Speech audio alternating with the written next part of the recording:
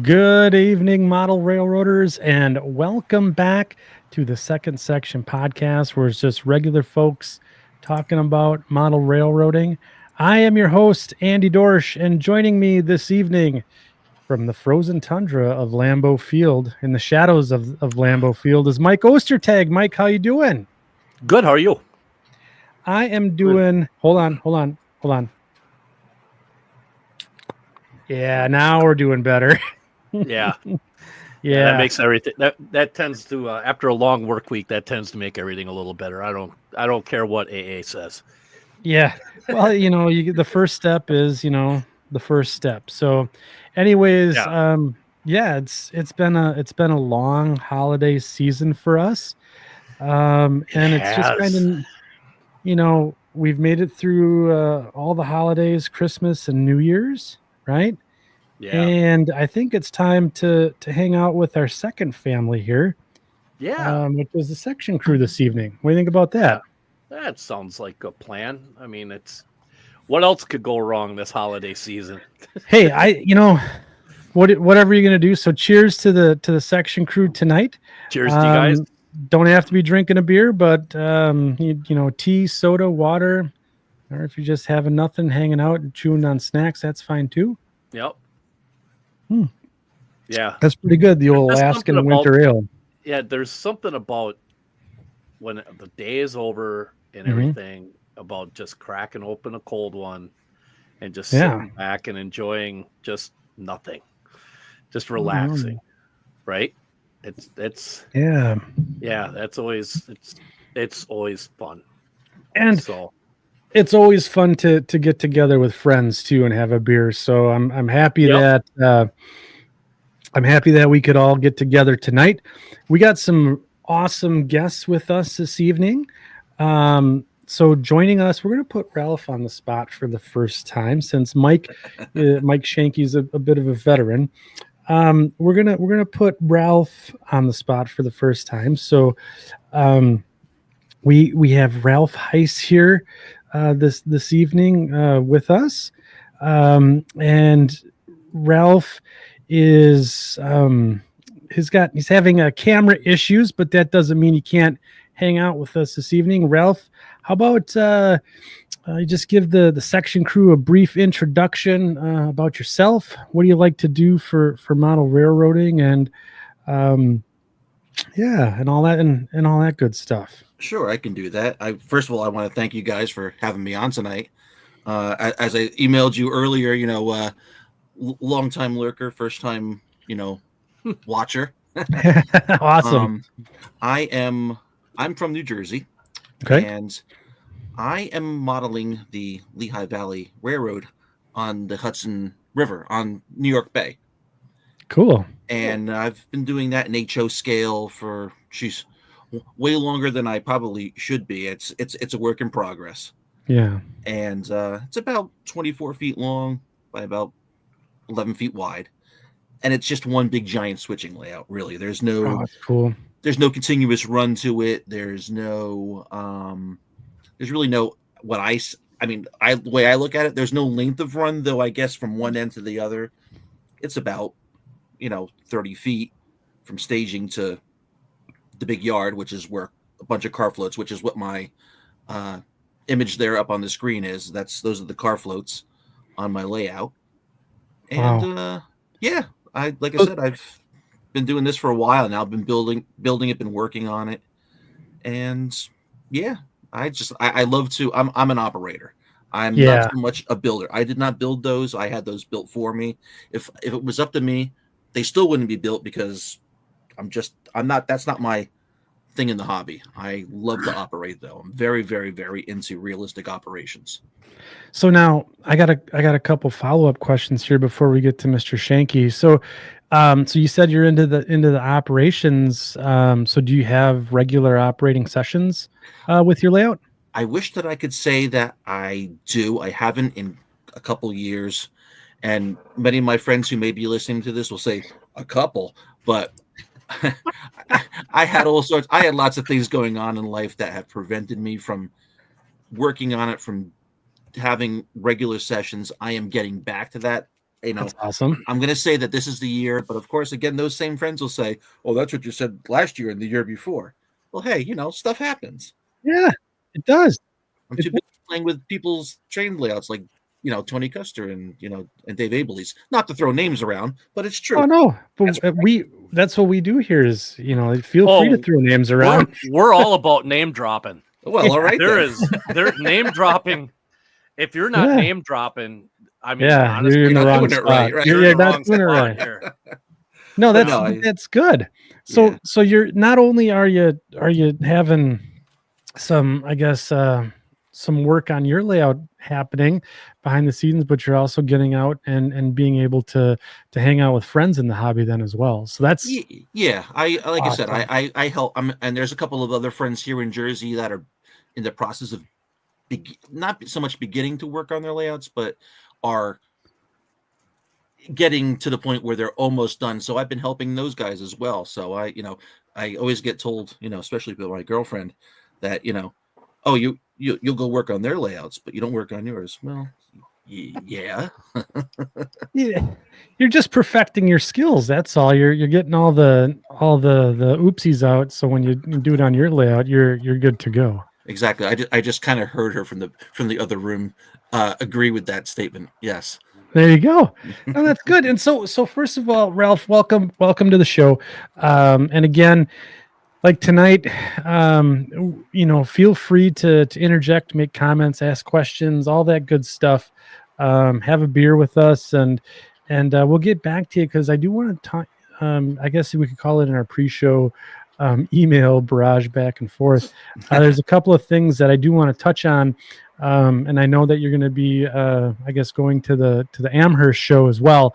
Absolutely. And I think I'd like to just kind of needle you a little bit on that and your experiences there, and kind of talk about the show a little bit, because I can honestly say that Mike, and myself, I don't think we've ever. Mike, have you been to Amherst? Talking to me or Yeah, Mike Ostertag. I'm talking to you. Oh, no, I was supposed to go. Oh, what did it be, like 3 years ago or something like that? 4 years ago. I was supposed to go, and I had a bit of an issue with the transmission on my pickup truck, and I had to have a new tranny put in my truck. And when that happened, that sucked up all the money that I was going to use to go on the trip. Sure. And I just never went back yet. I just never got around to going yet. It's on my list of things to do. But maybe next year. This year I thought about it, but well, you got all sorts of life going on. I got I'm not sure if anybody knows, too many people know this. Anybody in my inner circle does, but I mean, I've got grandbaby number 1 coming within the next 3 to 5 weeks. We just today had a baby shower for grandbaby number 2. Yes, both of my 2 sons, their girlfriend and wife are both pregnant, each 7 weeks apart. So it is Baby Palooza. 2025, as my beautiful wife has coined it, is the year of the baby. So it's going to be all hands on deck. And I wrote we had this little book, to write a message to the baby. And I just said, can't wait to meet you. Yeah. I have all sorts of things to teach you. Don't tell your mom and dad. Love, Grandpa Mike. There you go. So it's going to be, I've already decided I am going to be that grandpa. It's going to be, I'm going to make it so that they both want to come up here because they get to do things that they're not going to get to do at home. So that's going to be, that's already in my wheelhouse. So it's all baby all the time right now. So it's pretty cool. Thank you very much, everybody, for the It's awesome. I haven't been this excited for a long time. So yeah.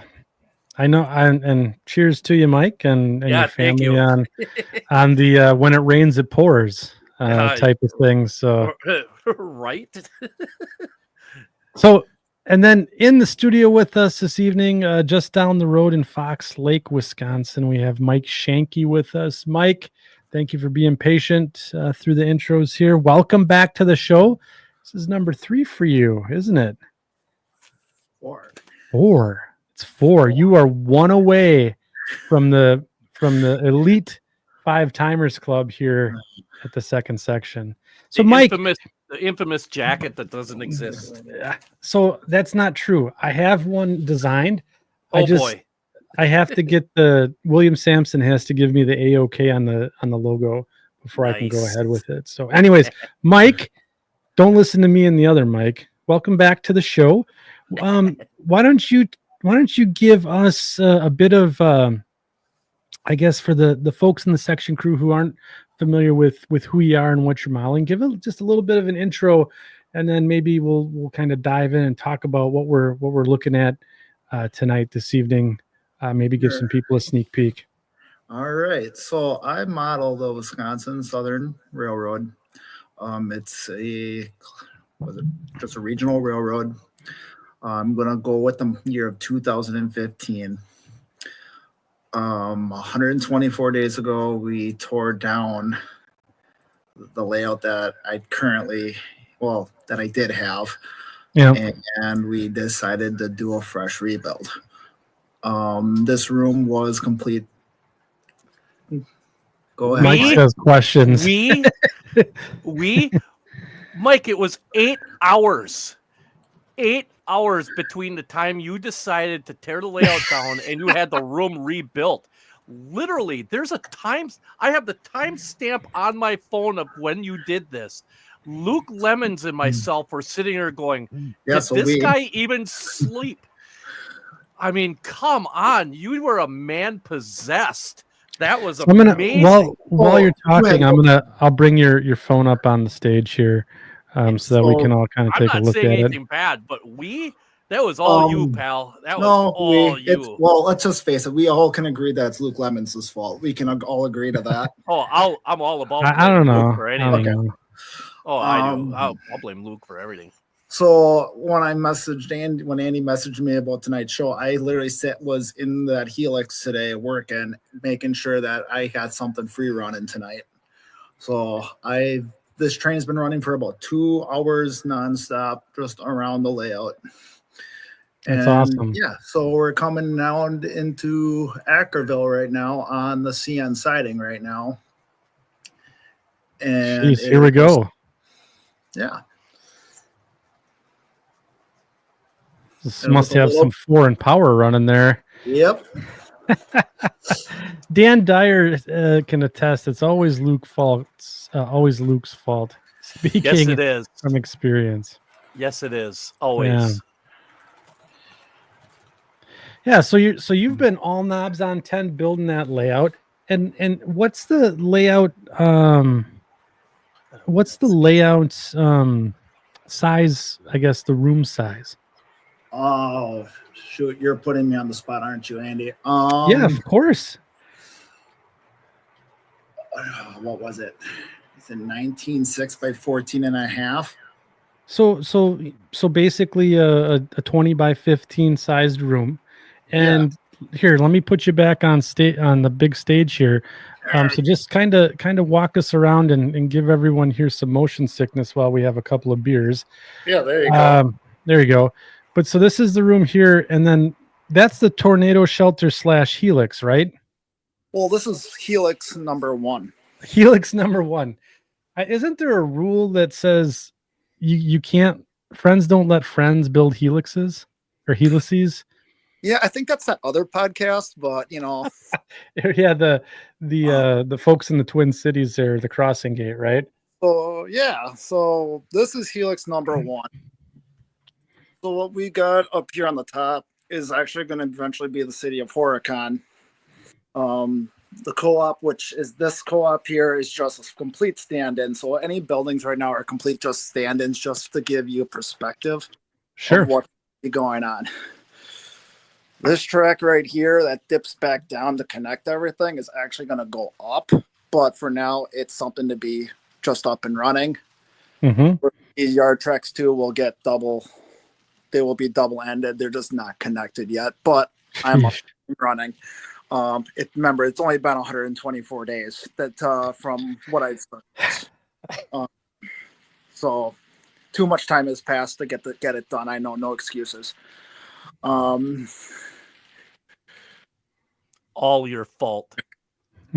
So Sue second sub for those. We're just gonna take the mask off for those in the section crew. That's Luke himself. So this is remarkable. So you 124 days. So essentially just a hair over a hair 4 months. over 4 months. 4 Yes. months. 4 months Labor Day when we tore since down. Labor Day. We have 2 helixes, a main line running, and pretty much the whole thing schemed out. And you're running DCC, are you not? Oh, we are running DCC. Oh, jeez. So we got like right here, Highway 33 coming out of Horicon, where that's gonna go. Well, You you know, got cars there. Side, you know, we got a good old fashioned WBAY, you know, the old news guy, you know, driving by. Dan. Yeah. WBAY Channel 2. So Matt Forkham's saying this is impossible to get this done. So I mean, as we walk around here, like what was the motivation to get all this done? Like, I mean, you seem like a person possessed here. Okay, so there is a little bit of a backstory here, a little bit off topic, but so my daughter has some medical complex issues with her legs. Sure. And they were talking about having to do surgery on her around March. Yeah. I was not going to leave this room be stuck in construction where I was going to be out of the hobby for 10 months because I was going to have to take care of her for 10 months. Sure. Great news is they actually pushed back the surgery for a couple of years. Hopefully, fingers crossed, it stays that way. So now I can don't have to be as madly possessed, but let's get her done. You know, I was and maybe, you know, Ralph or Mike can jump in here, but like when you have that inertia and you've just been building and building and building, like it's hard to stop, isn't it? Absolutely. So yeah. 5 decks right there. Let me put a little caveat on this whole thing. Mike is being far too modest about this. All right. Yes, there have been, oh my goodness, countless evenings where I'll just get a text message. Hey, buddy. And I'll be like, oh boy, what's Mike need now? And I'll talk to him, and that'll turn into a long conversation because he's got an idea about something, and then the next thing you know, we start brainstorming, or Luke will end up on the conversation. It'll be all three of us, and we'll be, like when we were coming back from the Chicagoland RPM, it was, oh my goodness, I think almost the entire trip back we were on a 3-way phone call just working out a couple of issues with your Helix, if I remember, or like Ackerville, right? Oh no, I was allowed 30-minute intervals to get some work done and then call you back in about 20. So. Yes. Yeah. That was, and let me tell you, when he would say, I'll call you back in 20 minutes, you could set your clock to it. It was literally, it was amazing. And in the meantime, Luke and I would sit there and we'd have conversations about, about the problem solving and trying to get things taken care of. And like that area where he's at right there, I believe, is that Quad Graphics right there, Mike, right? Yep, this is Quad Graphics. Good thing you guys canceled the show that night because the show, Mike and we talked that night. That was literally, he and I actually brainstormed that out. And when he originally went and contacted me about it, and we started talking about, that was flipped 180 degrees. So the building would have been the back of the building would have been along the aisle. So you never would have seen any of that, and you would have had to reach over the top to do any of the work, et cetera, et cetera. And we kind of talked it out and just said, okay, let's try this. Give me 20 minutes. I'll call you right back. Okay. Literally What? 20 minutes later, this was pretty much the result. And on top of that, he was able to get a second industry in there that would have been hidden, if I remember correctly. Right, it's all engines right now, but there's a tank industry right there. Yeah, the ink plant for Quad Graphics. Yeah. So that would have been a hidden portion of the scene where now he can model that. And it turned out, oh my God, is that ever an amazing? That's going to be a lot of fun to switch. It's going to be so much fun when it comes to operating. So yeah, I mean, Mike is just, he's a sponge, man. It's been so much fun to watch him progress with this layout. And I wish I had his energy, I guess, would be a good way of putting it, because this is insane. But he's got some pretty ingenious. I did like his third deck there, the way he has that mounted. Explain that, Mike, before you keep on going with where you are and what you're doing. Explain how you mounted that. So this, I actually got to give contributions to my wife, Sarah, for this one. So my wife, a couple months ago, we bought some shelf brackets. She found these for a different project in the house. And I looked at these because we were still in the design phases of this layout and was like, hey, this could work. And we ended up, I used them for the one project. I was like, I want to remember these. And so I ended up ordering these. So this is, 0.2 inch, 90-degree inch shelves you can buy off of Amazon brackets. Yeah, they're Amazon brackets. Yeah, they don't have that third cross brace. So you have all this as viewing and nothing obstructing it. So now here's where I got my bus wire, my feeder. We'll put a 1x2 on this. Now I can put a finished trim piece on for the fascia, and this will get covered up, and you can run an LED light strip underneath. Now everything is lit. Yeah, right. So still some work to be done, but yeah, every stud, which is why I went with a 2x6 for my wall. For my wall stud, I went with a 2x6 because these brackets are 3.6 inches wide, and I didn't feel like toenailing and just line them up. So that just made life super easy. And when you're standing up, you don't even really see the wire on deck 3 at all. You just don't even see it. This is there's a K.A. Cruz has a good analogy here. Kind of reminds you of Bob Rivard's layout a little bit. Mm-hmm. Yeah, it does. It does a lot. Yeah. Well, it really puts the simplicity in too. When you think about having to do bench work and framing, it's just get out the laser level, right? And the thing is, Mike, even your locals have length of run. Even their locals are going to be. It's not just going 10 feet and starting to switch. They've got to traverse quite a bit of the layout. So, Mike, it's 12 minutes to make one loop around this wide open. So I got a question for you. Actually, it's a question from Montana Northern Railroad. He says, we're going to need a link for them brackets. Is that something that you could share with us? I know there's all sorts of them on Amazon, right? But those ones, and I've seen those before, they come in varying lengths as well, do they not? They do. So like these ones right here that I got on my deck 4. Yeah. Actually a 12-inch bracket.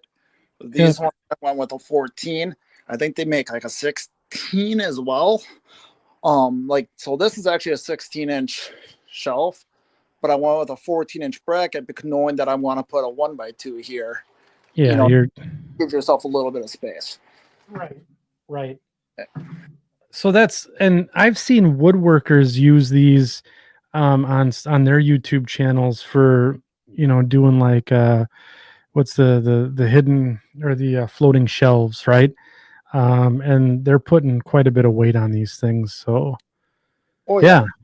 I mean there's a little bit of wiggle to it, but I think once I get that trim in, I attached to my seams and everything, so it's all one piece. There's just if it's gonna move, it's all gonna move as one, not right now where you're moving on an 8-foot piece and that's it. Yeah. But, I mean, it's what Luke said is it just has to hold up model trains. Right. Exactly. It's just model trains. It's not like you're going to be standing on the third and fourth deck. I mean, I've stood on the second deck already, but Yeah. and that's framed in at least with support pieces at the staging. Yeah. I mean, unless you're hanging out with us all night here at Brew with the Crew and you're getting into the beers a little heavy and tap dancing on top of your layout. I mean, you're not those aren't going anywhere. I only need one for that, by the way. I'm the lightweight. Sorry. There you go. That's a show. There you go. That is a show, Ralph. So it's just like last week too. I mean, yeah, here's the newest edition. Here's my Mayville sub that I put in. So, it was kind of nice because, Luke now is kind of at the point is, well, you got to fight your own battles and figure what you like. We ended up making this even bigger.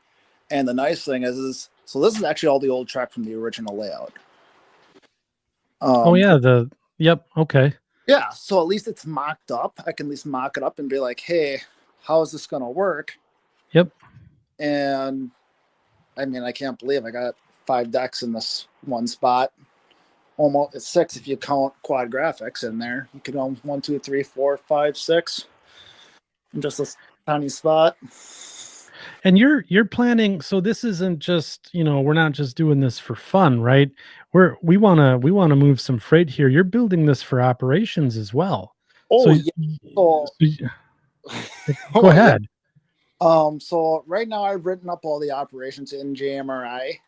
I've done a good chunk of the research on that, and bless your heart. I know a lot of people that know at least what went there. Thanks, Andy, for knowing some of that information. Oh yeah, I know. Yeah, runs right past my house. So. Yeah, that helped. But yeah, trying to get prototypical rail movements, and yeah, I mean, this is gonna be a prototype layout. It's a prototype build. Yeah. So I mean, you're gonna have your 599 job, which is the locals that run down from Horicon down to Ackerville, and then it comes all the way back up. You're gonna have CN coming out of staging, coming up to Ackerville and switching out cars. So it's you're gonna have to be running trains from Horicon all the way down into staging because this helix can go all the way straight down into staging, and you can represent it as Oshkosh and model beyond it, which is the north terminus of the railroad, right? Yep. And then you got Kazan sub, which branches off of that as well, so you can get all that traffic of what cars go that way, and this yard can be very, very functional. I mean, and the best part is even coming back down, I even got Burnett snuck in there. This is actually the inner part of the helix yet. This outer part is actually going from, was it deck 2 to deck 3, but everything on the inner part is actually going from deck 4 all the way down to deck 1. Don't tell anyone, Mike, but Burnett is one of my favorite places to rail fan. So, but that's just between you and me, not no one else. Okay. Well, that means we can shove you in the helix now when operation starts, so that you can tuck in there. Yeah, that's very cool, Mike. That's awesome. So, I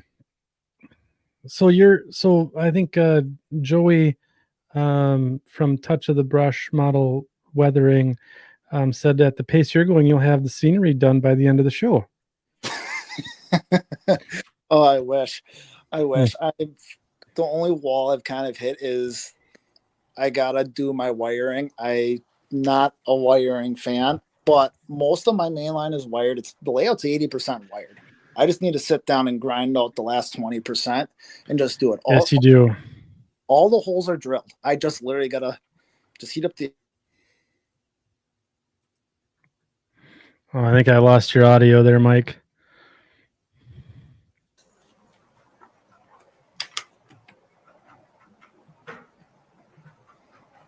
Here, we'll pull that back. Oops. I don't know what happened there. Phone crashed. That's okay. When you get sorted out, Mike, we'll get back to you here. Mike and I, that's nuts. That's a hell of that's an nuts. introduction, huh? Yeah.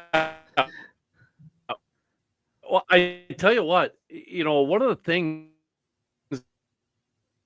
that's it's so much fun to watch with Mike doing this is the fact that he'll come. Where do we go? What is going on? There he is.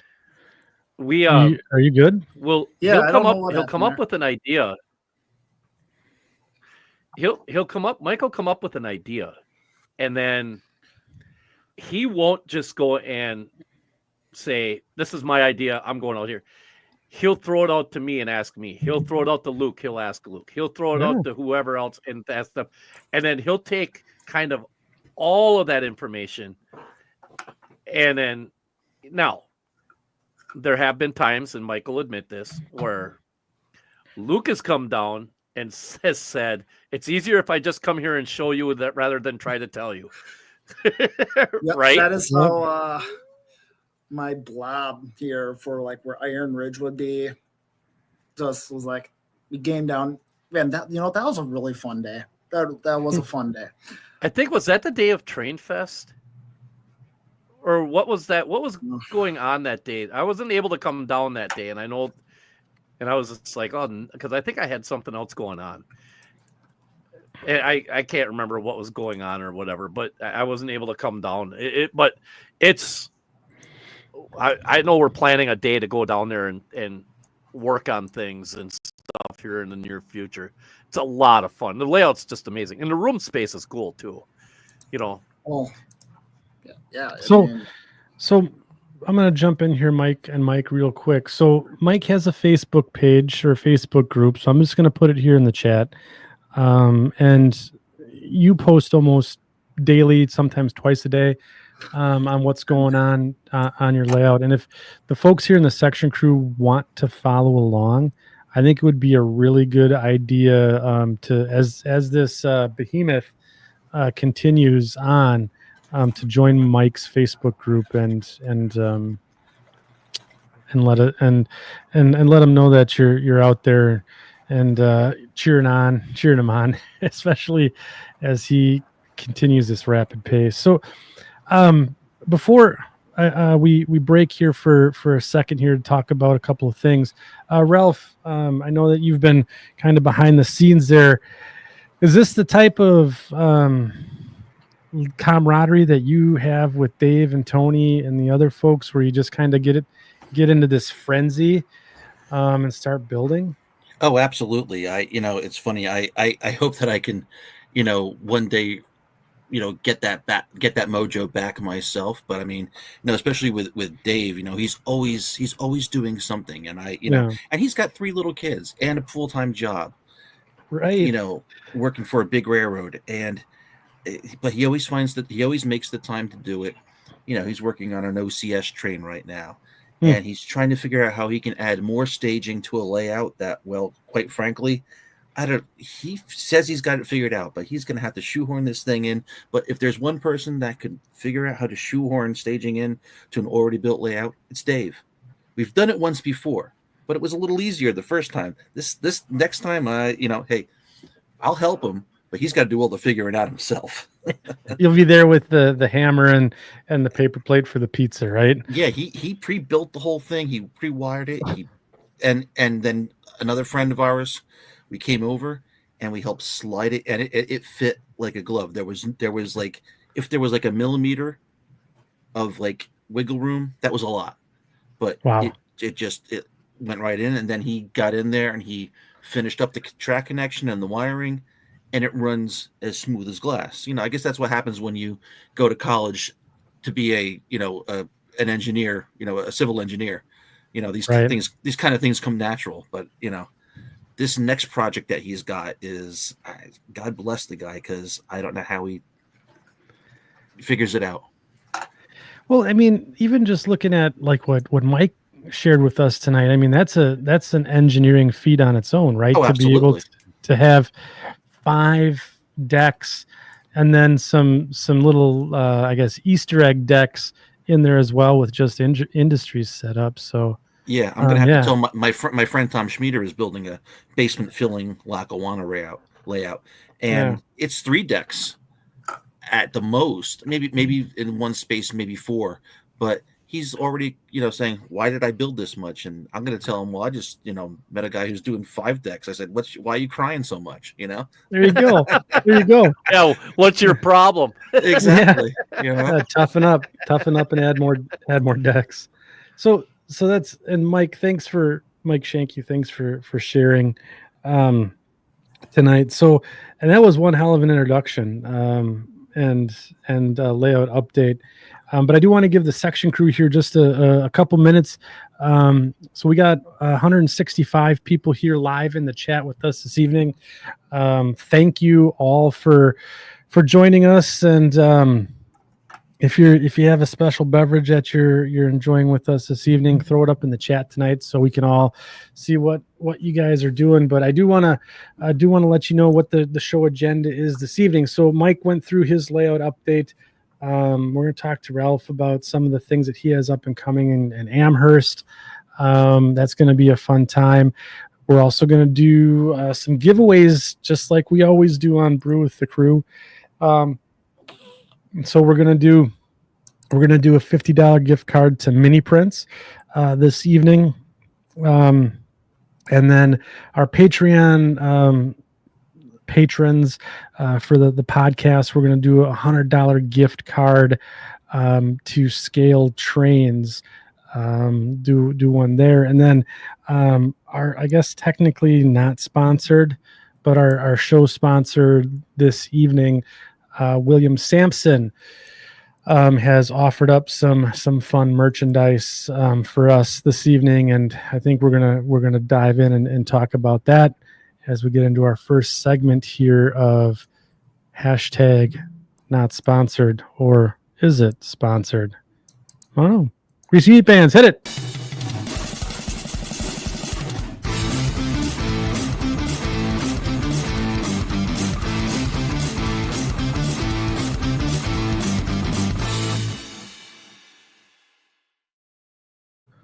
All right, it is time for hashtag not sponsored.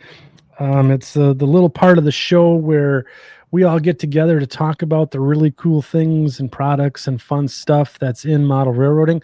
Thank you to the Greasy Meat Hands band there for the little ditty. I'm going to go first to talk about tonight's, I guess, pseudo sponsor and talk about the thing that I am super jazzed about. So we have the Minneapolis Northfield and Southern Railway equipment guide.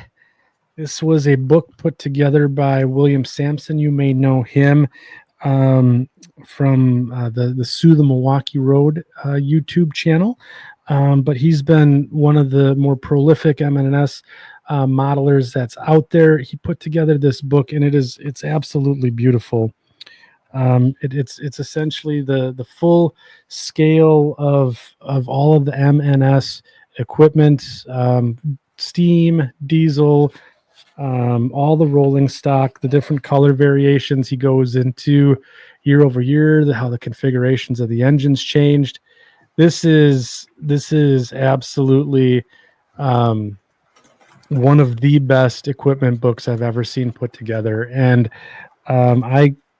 I knew it was going to be good when William said he was putting it out, but then when I actually got it, he had a little note in there for it, but then also just the detail, right, and the graphics and everything else. It's absolutely fantastic. And I'm a C&W guy, but this book puts all my C&W ones to shame. So we are going to give William a nice little plug this evening. I'm going to pull that up right now. So if he does have a few copies of the book left, we're going to be giving one of the yellow version away tonight.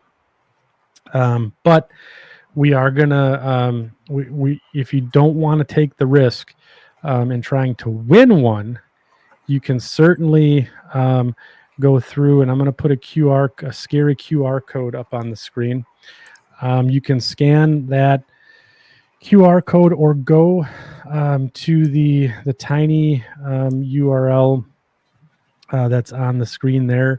the tiny link to go ahead and get that. So that's tinyurl.com/MNS book. So you can scan that QR code, and I'll have that up for you if you want to go out and purchase your own book. I think it's $79.99, and comes with a nice note from William, as well as just the fantastic content that he's put together. And he says make sure to tip the hat to the Sioux Line Historical and Technical Society for helping him out with that. But I mean, Mike, don't you have this book as well? Yeah, I do. A matter of fact, I'm paging through it right now, and oh nuts! Monkey nuts. That's the name of the. No, I dropped my special sticker that I got with it. Oh yeah, and okay, so yeah, it's right here, and let me tell you, if you don't need to be a fan of the M&S to appreciate this book, I have a library at home. I'm at home. I'm in the other room, and this is no BS. This book is probably top 2 of the most comprehensive books ever published regarding, especially a short line. Right. I mean, this is when you get this book, there's information in here that you'll just sit there and take a look and wonder how in the hell did he find that, because there's just information that most books do not offer. And one of the coolest things in this book is the way he did. I want to try to find one of them here. His car history. Oh yeah, and like the car history and the he did one for the locomotives. Mm-hmm. And I'm gonna see now. Hey, you know what we're gonna do? We're gonna try to flip the cameras here. Well, maybe, I don't know. I'm gonna see if I can't get that to work. I mean, let's screw up the production value of the podcast up show by monkeying with the cameras. I think our audience is used to this. This is par for the course for us. Well, why not? Here, let's see. You're lucky I haven't just accidentally ended the live stream. There he goes. Poof. Poor Ralph. He's a first timer here, and he's probably thinking, "Oh my god, what did I just get myself into?" Oh no, I'm enjoying myself. No. Oh, hey, look at that. Hey, and he didn't even spill his beer. Even better. I didn't spill my. Oh man, I forgot all about my beer. Yeah, he's getting dangerously close there to the edge. Let me see if I can flip. Look at all the space on that workbench. Holy cow. I know. Hey, that's because it's clean. We disqualified him for what's on your workbench tonight, by the way. Workbench. Yeah, I would be too. You two knock it off. So total sadness across the land. So one of the things is with this book, I'm trying to do this, but one of the cool things is he's broke down these using ORERs and other information that he's found to give you how many cars and the length of time, and he's got it all color coded and to give virtually down to a date or a year as to when certain cars were in service on the M&S. And it is such a cool thing. Like here's the like on here, it's 1951 to 1970, and then 1971 to 1991. So it really breaks down the car series, the type of car, where the car, how many were in service. And then to go on with that, and there are photos in here. The beer almost took it. There are photos I never even seen. I never knew the M&S had green boxcars. These are phenomenal looking and very simple, very easy to model, and something most people could do in an evening. they're just great. It's just a great reference book.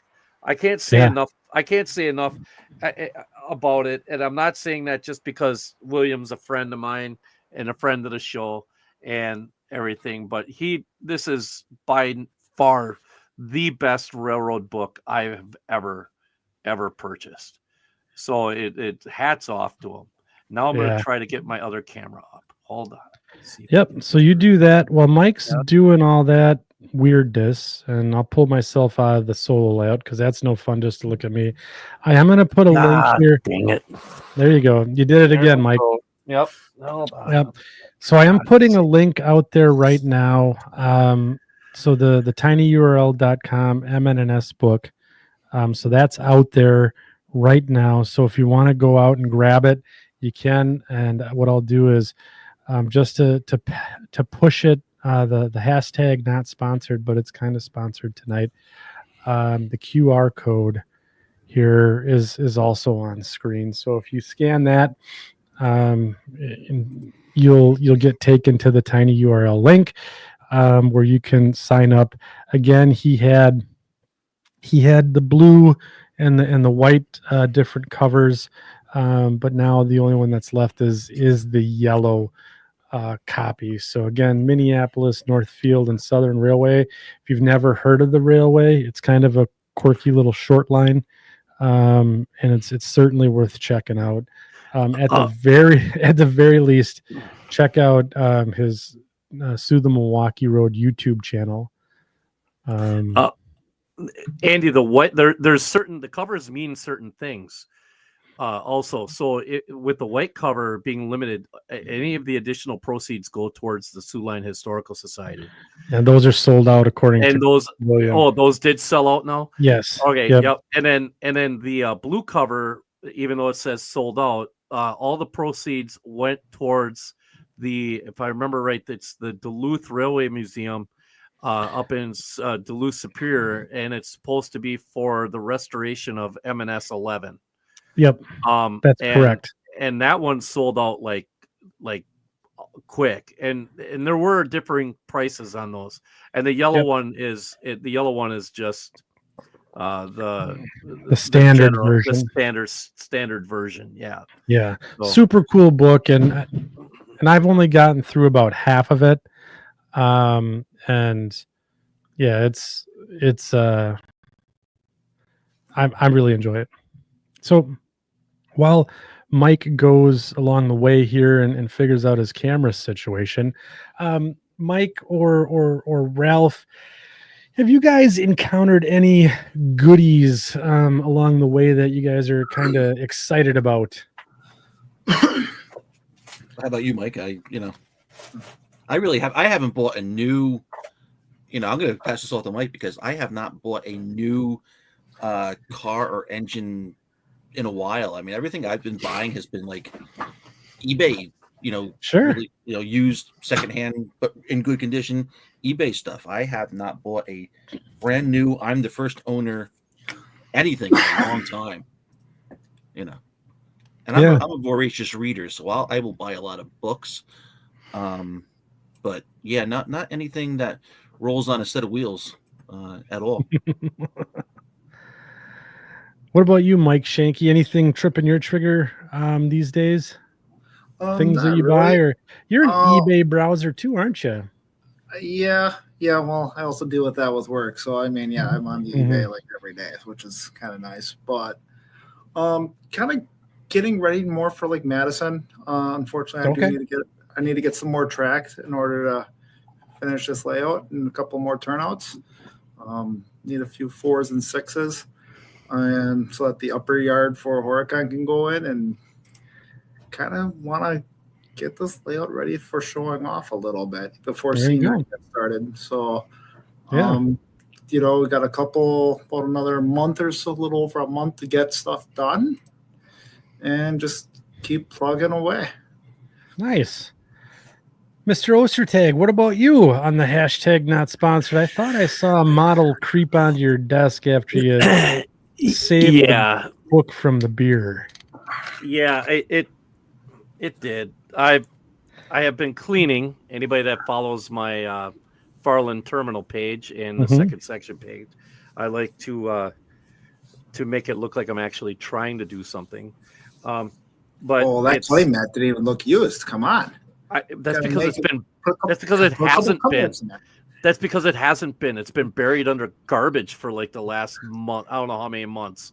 So I've decided that now I have some workspace. I'm going to start working on one of the 7 S scale Pullman Standard 4750 cars that I have from Ben Central. And this is one of the original 3D prints. I have 3 of the other ones. 3 of the 7 are 3D prints done by Matt over at 3D Central. Yeah. 3D Central. So those are slightly different than this, but I want to get these cars done. And then I've just been working on the layout. Like I've got feeders dropped. I've got all sorts. The first half of the layout, the track is ready to go. I'm maybe one good weekend away from being able to just run back and forth on that first part of the layout. I've got some signal system, the what is it? The interlocking in a box. Yep. That from Iowa Scale Engineering. I've got that. Mr. Interlocking. Yep, Mr. Interlocking. Yep. And I've got that. I've got a couple of squealers I need to, or a squealer that I want to put on. I've got other stuff going on, but it's starting to. The new year is starting off with a bang for me. I mean, it's really. I got a lot going on, and I need to stay home more, and it's going to be good time to get myself organized. Yeah, right.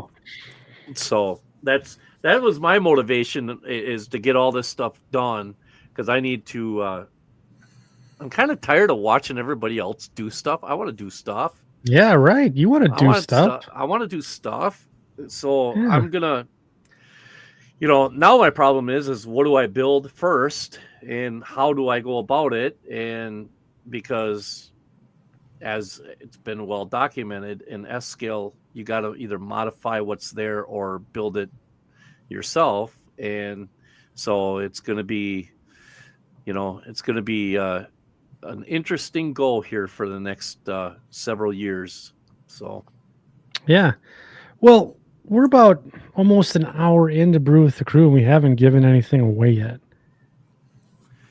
What do you think? Yeah. You think it's time? Sure. Yeah, absolutely. Okay. All right. Can I win? No, you are excluded. Employees of Second Section Podcast are prohibited. Can I be fired and then win and then get hired back? Maybe.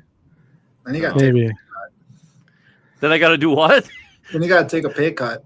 Yeah. Oh, There you go. You're a jeez. supplicant. Man, I think Good we're gonna idea. hire. We're gonna hire Shanke. Mike. Yeah, Shanke's Shanke. going to be my replacement. Yeah.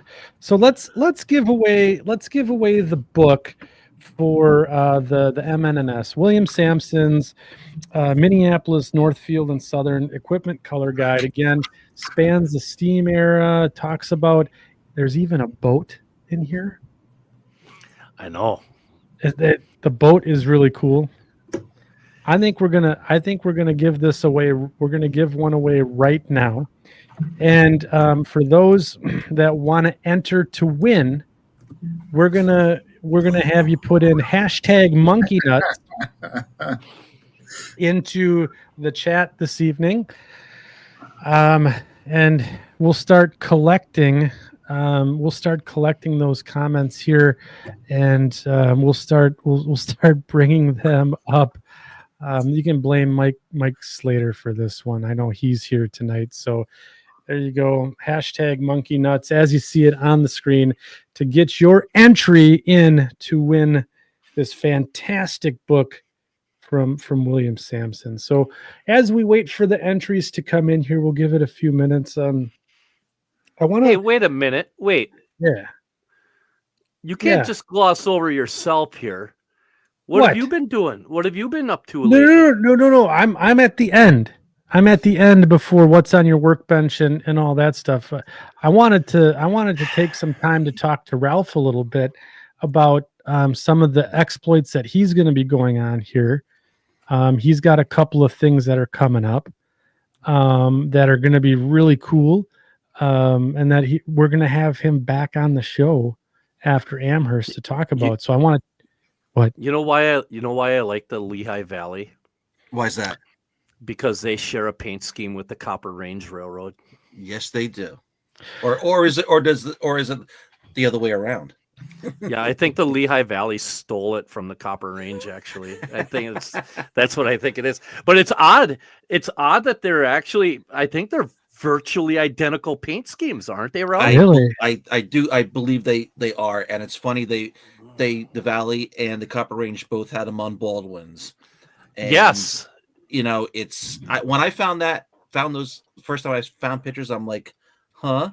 And then because I mean they couldn't be two more different railroads far away from each other doing two completely different things. But I think it's a lot like, you know, how a lot of early EMD F units had the same kind of bow wave, or, you know, Yeah, the way they were striped. Heck, I mean, Boston and Maine F units and Lehigh Valley F units had the same striping pattern. They were just, one was a Cornell red, one was a maroon. B&M stripes were black, the valleys were black, and the B&Ms were yellow. But it was all the same design aspects. So it was probably either a Baldwin or an Alco, you know, design spec, and they just ran with it, you know. Here, Yeah. check this out, Andy. Have you ever? Yeah, would you? You have here. Let's let me take a look see here. if I can get the thing. Because you can see my engine in the picture right down at the bottom corner there. Yep, in the bottom corner. Right, that's their as delivered paint scheme, and there you go. Here's a Copper Range one. It's the same Wow. paint scheme. Yep. Yeah, and this is if I remember correctly, the 101 is a DRS 441,000 or something along those lines. So there's a picture of Ralph's locomotive right there. Yep. Yeah. Unbelievable. And then Ralph's is right there. They're exactly the same paint scheme. When you guys have me back on, I'll be able to do this from the basement with the layout, with, you know, a camera and everything, and I'll get one of my Baldwins out, and we'll look at it again, and you can see that it's, yeah, like Mike said, it's literally the same paint scheme, the same color paint, the same striping, everything. And what's really weird about it is I've always wondered. Here's I'm just going to show a black and white of this, if you don't mind. Yeah, have at it. It's here's a black and white of the same engine. The Copper Range only had, if I remember right, 3 locomotives. They had the 100, the 101, and then the 200. The 200 was a Baldwin S12, and these are the 100 and the 101, I believe, are DRS 441,000s. But I've always wondered if they shared some type of ownership between them, or if these locomotives were actually tacked onto the end of like a Lehigh Valley order, and since they had already had that paint going, they just went with it. I would say yes to your second point, only for the fact that the Valley didn't have those model Baldwins. They did have VO 1000s that came from the factory painted like that, and those are similar models, but they're not the same models. Right. Yeah. I mean, and Baldwins are so cool. I have an S12. Yeah. I have an S12 in S scale, and I'm thinking I might try to do a Copper Range unit just for the fact that I can. You know. So, Mike, was that when we went down to Rochelle that one time, and we went where we shouldn't have went? Well, I mean, there weren't signs, and we didn't get caught, and that was well. fine. There you go. You didn't get caught. Yeah, I mean, that was a Baldwin S12, wasn't it? Oh, Yeah. one that was just sitting there Um, all by its lonesome, or was that a Was that FM unit? no, I think that might have been an MRW, which was, I think, Canada's Baldwin equivalent, correct? Wasn't that what Baldwin had MLW? MLW? That was yes. that was Alco's. Well, that was Alco's. So no, yeah, that was a Baldwin though. It was. I should see if I can find that picture. Yeah, find that if you could find that picture. Oh, That's just a jeez. cool picture of a time long forgotten. But that's, I mean, It it's was 2 fun. years ago. Yeah. So just I think there was it was 2 years ago. Someone asked, "What's going on here?" Randy O'Hara. So just to kind of clue you in, you might be wondering, why is everyone typing monkey nuts into the chat? And the reason why we're doing that this evening, so hashtag monkey nuts into the chat gives you a chance or an entry here to win this Minneapolis Northfield and Southern Railway book that was put together by William Sampson. So we're doing a giveaway, doing a few giveaways this evening. So if you put hashtag monkey nuts in there, it'll give you an entry, an opportunity to win that. And I think, if I'm not mistaken, we have 70 entries here to win that. So we'll give it a couple more minutes here. Let's talk to Ralph a little more. So what do you have coming up here, aside from stealing the Copper Ranges paint scheme? I actually wish I had my camera working, because my last eBay purchase was a beautiful little Bachmann 44 tonner painted in that paint scheme that nobody makes unless you custom paint one yourself. And Yeah, I'm not set up to do any of that at this time. So I saw that come up and I nabbed it. Now you could say, why am I spending my money on a Bachmann 44 tonner when Rapido came out with a beautiful, prototypically correct Lehigh Valley version? Well, I didn't really want to spend the money, and I would have had to have bought, one that was undecorated and painted. But this came, and I have a friend who does DCC installs, and as long as the drive on this thing is solid, all he has to do is just put a decoder in it, and I'm good. It doesn't matter to me that it doesn't have the right louvers in the right spot. I'm okay with that. I want something that looks nice. It runs like a Swiss watch, which it will, once he's done with it. But to answer your question, what have I got going on other than that?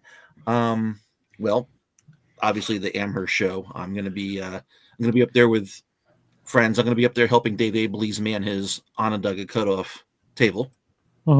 So we're going up a day and a half early, because we make a trip to Treehouse Brewing up in Massachusetts, and we bring back beer for our friends who can't come. So we do a little bit of beer muling, just like the Bandit, Yep. Yeah. Eastbound and down. That's right. And then after we get back from that, a couple days after that, we're gonna do a Facebook Live. There'll be some guests all the way in from Australia. So for the last 2 or 3 years, since they stay for the week, they'll come over. They'll have their once a year session on the OC, and we'll do a Facebook Live. And that's awesome. He's got some of the new Rapido engines that he's gonna probably get on the show. So, and you can find him. He's on Facebook. If you're not familiar, you can just search Onondaga Cutoff, and that pops up, right? Yeah. Yep. The Onondaga Conrail's Onondaga Cutoff by Dave Abley's. Yep. Yeah. And so are the Australians that you speak of, like Marty Jenkins and those and that crew? Yeah. Mm-hmm. Yep. Awesome. Darren Dasley. Yeah. Yep. Cool. Mm-hmm. That's awesome. I just Mike Slater, whenever I bring back Yingling from PA, I play the Bandit song. Wow, you poor guys still can't get Yingling up there, huh? And that's okay. We have our New Glarus spotted cow here in Wisconsin. Well, they have different varieties now. If you don't like wheat beer, it's not for you. Okay, well then it wouldn't be for me because I don't like wheat beer. Yeah. I'll That's drive okay. to Indiana and I'll bootleg my own beer back. I mean, I drove to Yingling. Ontario to go get beer. Yeah. So We came all this way to drink this here beer. So Yingling, I'm not a fan. It's Okay. just okay. To me, it's like the Busch Light of craft beer. That's I fair. think- To me, it's like I won't go any lower than like Yingling. To me, that's like my Budweiser. Yeah. I spend way too much money. Again, Yeah. I'm sure my girlfriend is listening. I spend way too much money on beer, and she's like, "Yeah, you do. Yeah, yeah." But it is good. Yeah. And I'm sure I'll draw a lot of hate for saying that, and that's okay. I'll die on that hill. Yeah. So anyway, so then you're going up to Amherst and hanging out and essentially helping your buddies do a couple of operating sessions, Facebook Live, that type of stuff. And then you said you got some other stuff in the works too that we're going to talk about later on when you come back after Amherst. Yeah, absolutely. Yep. Yeah. A couple operating session trips across the country. And I just like I said, I got to knuckle down and get working on my own stuff. Yeah, fantastic. So, yeah, it's going to be. I think it'll be fun to have you back on the show. And once you get the I guess the camera situation sorted out, but I do look forward to seeing what's going on over at Amherst. That's for sure. Cool. So when that goes on, shoot me a text. And then I'll make sure to post if anyone's missing the Onondaga Cutoff live stuff. I'll make sure to cross post it to the Facebook group that we have here for Second Section, so that way no one misses it. Excellent. I Yeah. found I found a picture. You did. You I found love it? pictures. All right, hold on a minute. Shoo-ba-doo-ba-doo. There we go. Aha! Now I don't this see is not about anything. it's what? There it is. We got a lot of kids playing Xbox this evening. Must be draining the internet. So Oh, well, this is actually an MLW S13. So this is not a Baldwin because I looked it up. And this is a former Canadian National unit. And so it's still kind of cool. I don't know if I can did that change over? Yeah, that one moved. Yeah. So that's the best side shot we could get.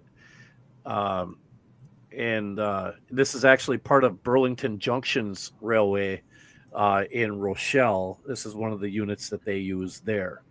So it's actually very, very cool. I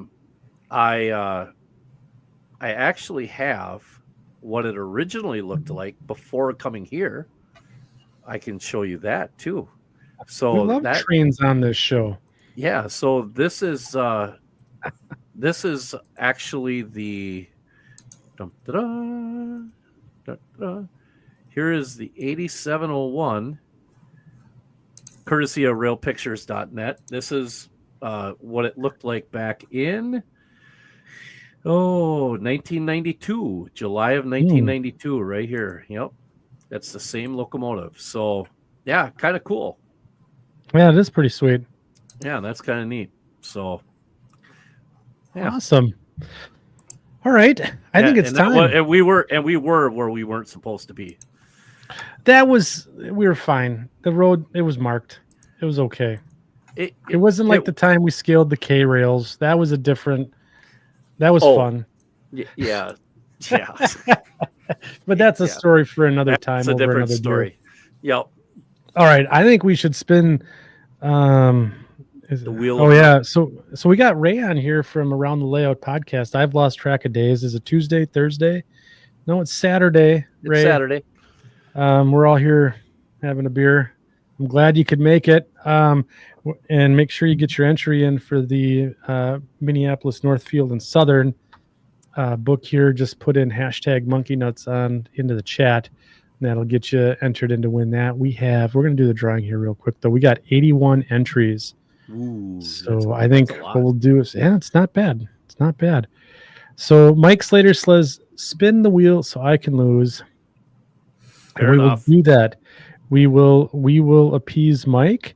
So I'm going to put it up on the big screen here. We're going to click the draw button, and away we go. All right. So courtesy of William Sampson this evening, if you guys, the winner or just the folks here in the chat, make sure you give William a shout out and say thanks for helping us out this evening. Winner is Peter Tillman. Hot snot. Congratulations, Peter, Nicely on done. winning the Minneapolis Northfield and Southern Railway Equipment Guide, color guide. Peter, if you could do, what's that? Rigged. Dave Yeah. Winter rigged. Yeah, it's always rigged. Always rigged. Peter, if you're watching here and still on, please send me an email at secondsectionpodcast@gmail.com with your mailing address, where the USPS can deliver that, or the post service can deliver that package. So again, I'll bring up the email here, secondsectionpodcast@gmail.com. Make sure that you go ahead and get me that info so we can get you that book. And again, thank you to William Sampson, for those who remember Sue the Milwaukee Road, that YouTube channel, for donating one of these fantastic books this evening. Hats off to you. Okay, so we got everyone's been talking about layout updates and all that good stuff. I actually have a bit of a layout update myself. I know, Mike, did you want to talk about some of the stuff that you're doing, or did you already go? Who, me? Yeah, Mike, you. Oh. So I'm going to go last this evening. Oh, yeah, I can talk real quick. I don't Yeah, have why don't anything we? real. I don't have anything to really show, but well, or do I? Well, if you go to my Facebook, the Farland Terminal page, Yeah, why don't we? I'm pretty open to showing. You want to stuff on share? there. Yeah. Yeah. Why don't you go and bring it up? I'll put the link in the chat again. Yeah, you can do a little driving. Get to it. Yeah, I can. Let me get to it here. Dum-da-dum. Ta-da-ta-da. Let's see So how that's, much I get. Boy, my internet's been just absolutely dog crap tonight. What?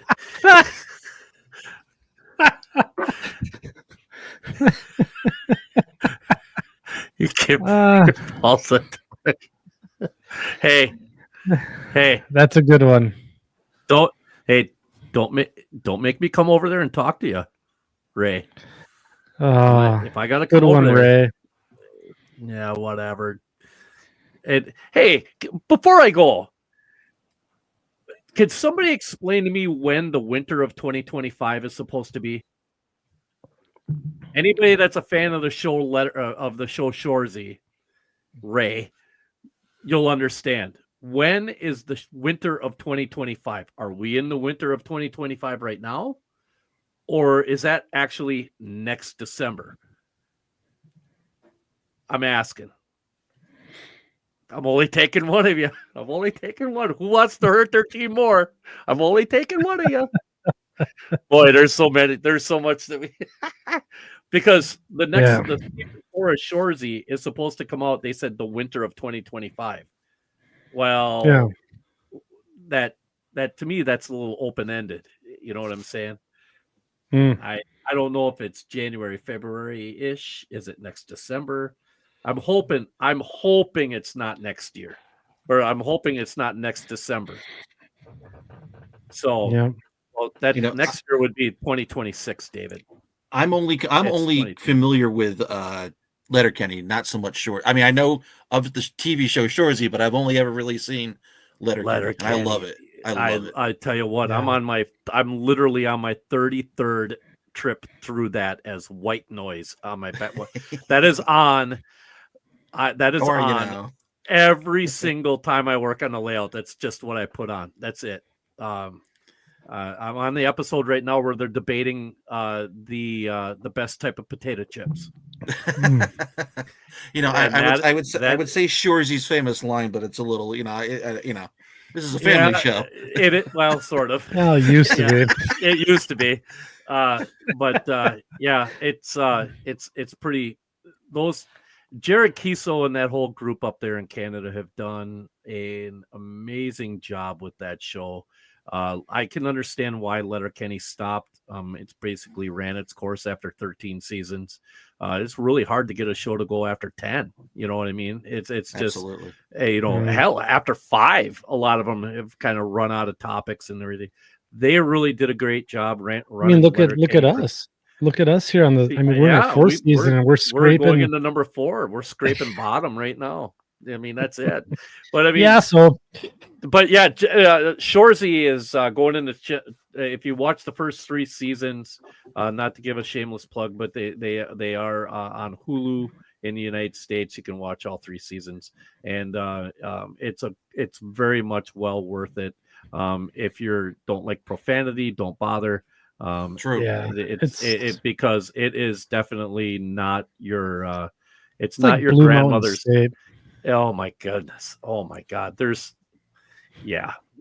But anyway, I digress. Here's where I'm at. We present. Okay, here's that. And there we go. So one of the things I started doing here recently is I actually, and it sounds probably dumb, but I took an evening and I figured out, so I wouldn't make a mistake or miss anything. I actually labeled where I wanted to put my feeders using address labels with just a simple W for white and R for red, which is the wire color that should go on each rail. And then I went and I did this so that way I could see where I was going to have potential connection issues if I didn't put certain wires in certain spots, make sure my switches got wired properly, make sure the track was wired, and where I wanted to put my feeders wasn't going to interfere with any verticals underneath, any of the bench work underneath. And I just did that throughout this whole section of layout that I have all the track down on. And so now I've actually progressed to a point where I have the feeders, and every one of these little stickers is gone, but and all the wires are actually in. So now I should be able to just wire everything to my bus. And I'm not sure if I have it in here, but I did do at one point, I thought I took a picture of how the wiring underneath. I must have done it, but not posted it. I actually show how I'm wiring, or how I went through and wired the portion of the layout, and it may be up under here. I'm not 100% sure in the video here if I did that or not, but anyway, the wiring is where I'm at right now. I'm not a fan of doing the wiring portion, but I kind of thought that by doing it this way, by labeling the track ahead of time, that way, if I had to walk away from it, I could come back and I knew exactly where to leave. I was leaving off. So, and as I put wires in, I actually took the labels off, obviously. So I didn't just, guess. So I waited until I got to those wires, and it only took me about a half an hour to drop all the feeders. So it wasn't too bad. So this is all the whole layout right now that is soon to be functional. And then after that, I'll clean up some more stuff over on this, and then we're going to start getting into industries. Hey guys. Hey Henry. Hello. Speaking of hockey and Shoresy, all that stuff. Hey, there's number 33. Yeah, number 33 here. 33 on your program and in your hearts. Hey. Number 33. He's on your program and in your hearts, ladies and gentlemen. How you doing, buddy? I'm doing good. Good. How's hockey going? Good. That's good. So I'm actually skating really better. that's good. That's kind of you're gonna have to. It's a key component to playing hockey. That it is. Yeah. You know. Yeah. I was upstairs while you guys were doing this brew with the crew. I was upstairs practicing lifting a ball up, like instead of with a puck you use like a ball because it's like an indoor hockey thing. Yup. But now with Yep. a real hockey stick for like an indoor hockey. Nice. We did get a new steam engine that's a mallet. Wow, that's cool. It'll be just a second. Yeah, it's painted blue and yellow, and it does have smoke, and it is Paragon 3. Holy cow! Where did we get it from? Engine house we got it from. Justin hooked us up. Nice. Yeah, it was really nice. Some people are talking to you here, Henry. That looks pretty sharp You're and sticking blue. on the ice. Remember that? I know, doesn't it? It does. Yeah, it really does. Yeah, it does look really nice. Dan LeDuc says future Sidney Crosby. Oh in yeah. Pittsburgh Penguins. Nice. Yeah. And then LVRR guy, don't think, just skate. Good words to live by. That is true. Don't think, just skate. That's very true. Because you do have to skate very hard. Don't be a pheasant. Yeah. Yep. Because if you skate good, then you can be in the NHL. That's awesome. Which it stands for National Hockey League. There you go. You have a favorite NHL team there, Henry? Wisconsin Badgers. How about in the NHL? How about the Pro Hockey League? How about the pros? You got a favorite pro You team? like the Penguins, don't you? Huh? You like the Pittsburgh Penguins, don't you? Yeah, the Pittsburgh Penguins. I'll give them that one. That one's not so bad. But me and my dad did go to a hockey game and the Wisconsin Badgers won. Yeah. Why, there you go. Yeah, they were the champions of that game that we went to. It was against the Huskies. No, they played they played UConn. They played the Yukon Huskies. And right when the timer ended for the hockey game in the third period, they scored right when the timer went off. Nice. And the Huskies scored on Wisconsin, and they just called it for a goal because Nice. they were trying to figure it out. So the Huskies, it was 3-4. So what does your equipment bag smell like, Henry? What do you say that smells like? Hockey. It does smell like hockey. Yeah, it does. It smells terrible. It smells like the death. ice. It smells like the ice because it's been on man. the ice a lot of times. All right. Mom's calling you upstairs. Yeah, she's kind of going a little too crazy. Time to go upstairs. Okay? Okay. Crazy. I liked it. I liked All him. Okay. Black See you guy. guys. Is it true you went to a fight and a hockey game broke out? You know? Oh, I tell you what. There's Go ahead, guys. hockey's just awesome. This is quickly turning into a new a different type of hockey podcast. It's Spittin' Chicklets Light is what this is going to be. Oh, there was one case where the kid, this one kid picked on him, Henry went back after him, so I was kind of proud about it. Boy, You know, yeah. I Set said the effing tone, boys. Let's go. I told him, I said to him, I said, next time, tell him that you're coming for his top row. He'll know what it means.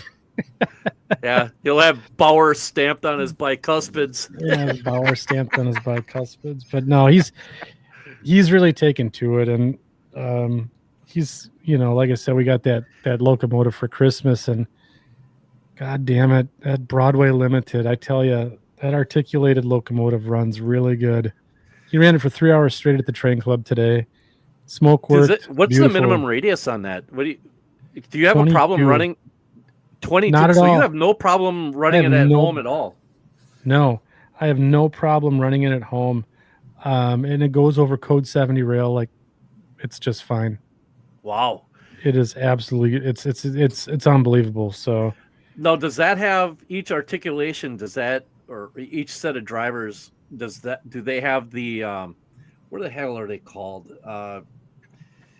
The drivers without flanges. Blind drivers. Blind drivers. Yep. Thank you very much, Ralph. Do they have blind drivers on them, or that's a great question. I never looked at the bottom of it. I've been so excited just to run it because the action. Is that a Challenger, or what is that's a Challenger? It's right? a mallet. It's a Y6B mallet. Oh. And it's absolutely beautiful. And it's one of the fantasy schemes that Broadway Limited did. And we got it secondhand from Engine House. It was part of their I forget the fancy term that they use, what they call it, the secondhand stuff that they get. Consignment. Yeah, it's one of the consignment deals, and because they didn't have a lot for steam engines in there, and I took a video of it and I showed Henry. This is back in November, and I'm like, like, what do you think of this? He's like, you should have seen his eyes were as big as dinner plates when he saw it. And that's awesome. And it was really cool. And this is why I like Engine House and just, not just Justin, but the whole staff there. They took the engine out of the case. They put it on the track. They let me run it, right there in store. And like, you could see how smooth the action was, and did they put it up top? So you could see it run. No, he just did it on the little switcher layout. Switcher layout. Yeah, but it's good. And then I showed him the video, and he's like, "Oh, that's so awesome!" And then I had to make a secret trip up to Engine House to get it for him for Christmas, and because that one came from Mom and Dad, that one didn't come from Santa, so just in case we had to take it back. But yeah, really cool locomotive, runs great. Pulls a ton, absolutely pulls a ton. But yeah. So, anyways, so we're back to the second section hockey podcast tonight. But anything else aside from and thank you guys for humoring Henry. He just loves the show, and he loves that he gets a chance to talk to you guys. So. Thank you for letting him come on and say a few words. So it's been actually over the last 3 years, to be honest with you, Andy, over the last 3 years, and ever since you and I have gotten so close and stuff, it's been so cool to watch Henry grow up in the hobby the way he has, from just that little table running around with all that stuff on it, that makeshift little oval of track, to really understanding how things need to work and what and the importance of how things are supposed to go, and it's been a lot of fun. So it's funny too, because now he's only 8, and we're starting to get into operations, and so that's one of the things that we're gonna segue, by the way, into operations here. Because I do want to touch on some of the stuff with Ralph and Mike and on the call here. But yeah, so basically he's been using that mallet to pull ore trains back and forth between the ore dock. Oh, that's a great idea. And so much like the Norfolk and Western used it for coal drags, right? And there's almost like a little, I don't know, like a connection, right? So the Chicago Northwestern bought the Alco C628s, right, from the Norfolk and Mhm. Western, and Yep. those things used to be on cold drags, right? And they Yep. went into ops, or it went into ore operations, right? When they Yep. came to the C&W. Well, there was a time they were on the Cowboy line, but we're not going to talk about that. But so basically, to have this like connection to another Norfolk and Western going from cold drags to the MV, the Mascoutin Valley, doing ore drags was really cool. And just having him, basically set it up where he's going through and he comes out to the dock and he does the shove up to the dock and gets the orogeny set, comes back down, pulls an empty string out, and then goes out to the mine to get more. And he does it all by himself. And Using the mallet. yeah, using the mallet instead of like the Alco C628s. Wow. Yeah. And he's really starting to get into it now, especially That's with so like cool. the ore runs back and forth to the dock. So, and speaking of dock, do you mind if I jump into my update? No, go right ahead. Cool. So Oh, I'm going to go boy. ahead. What? Nothing. What? Nothing. What? Nothing. You're doing great. I feel like Keep I'm up the good dealing work. with my wife. You're doing great. Keep up the good work. Mm-hmm. So I know there's been a few of you guys out in the section crew land that have asked for a track plan of,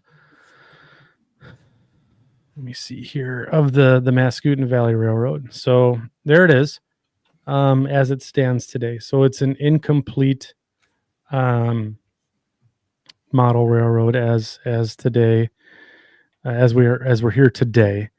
It's the space that I have to work with is about 45 feet in width, about 20 some tall. So you can see it's kind of a rectangle type situation. But my house was built in in 1880. So the basement's fieldstone basement. It's weird configuration house.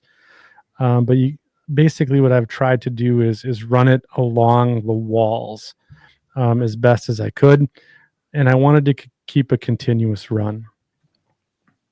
And just for those keeping score at home, Pine River Junction, what we have here, this is the studio essentially. So this little nook is what you see behind me here on every show.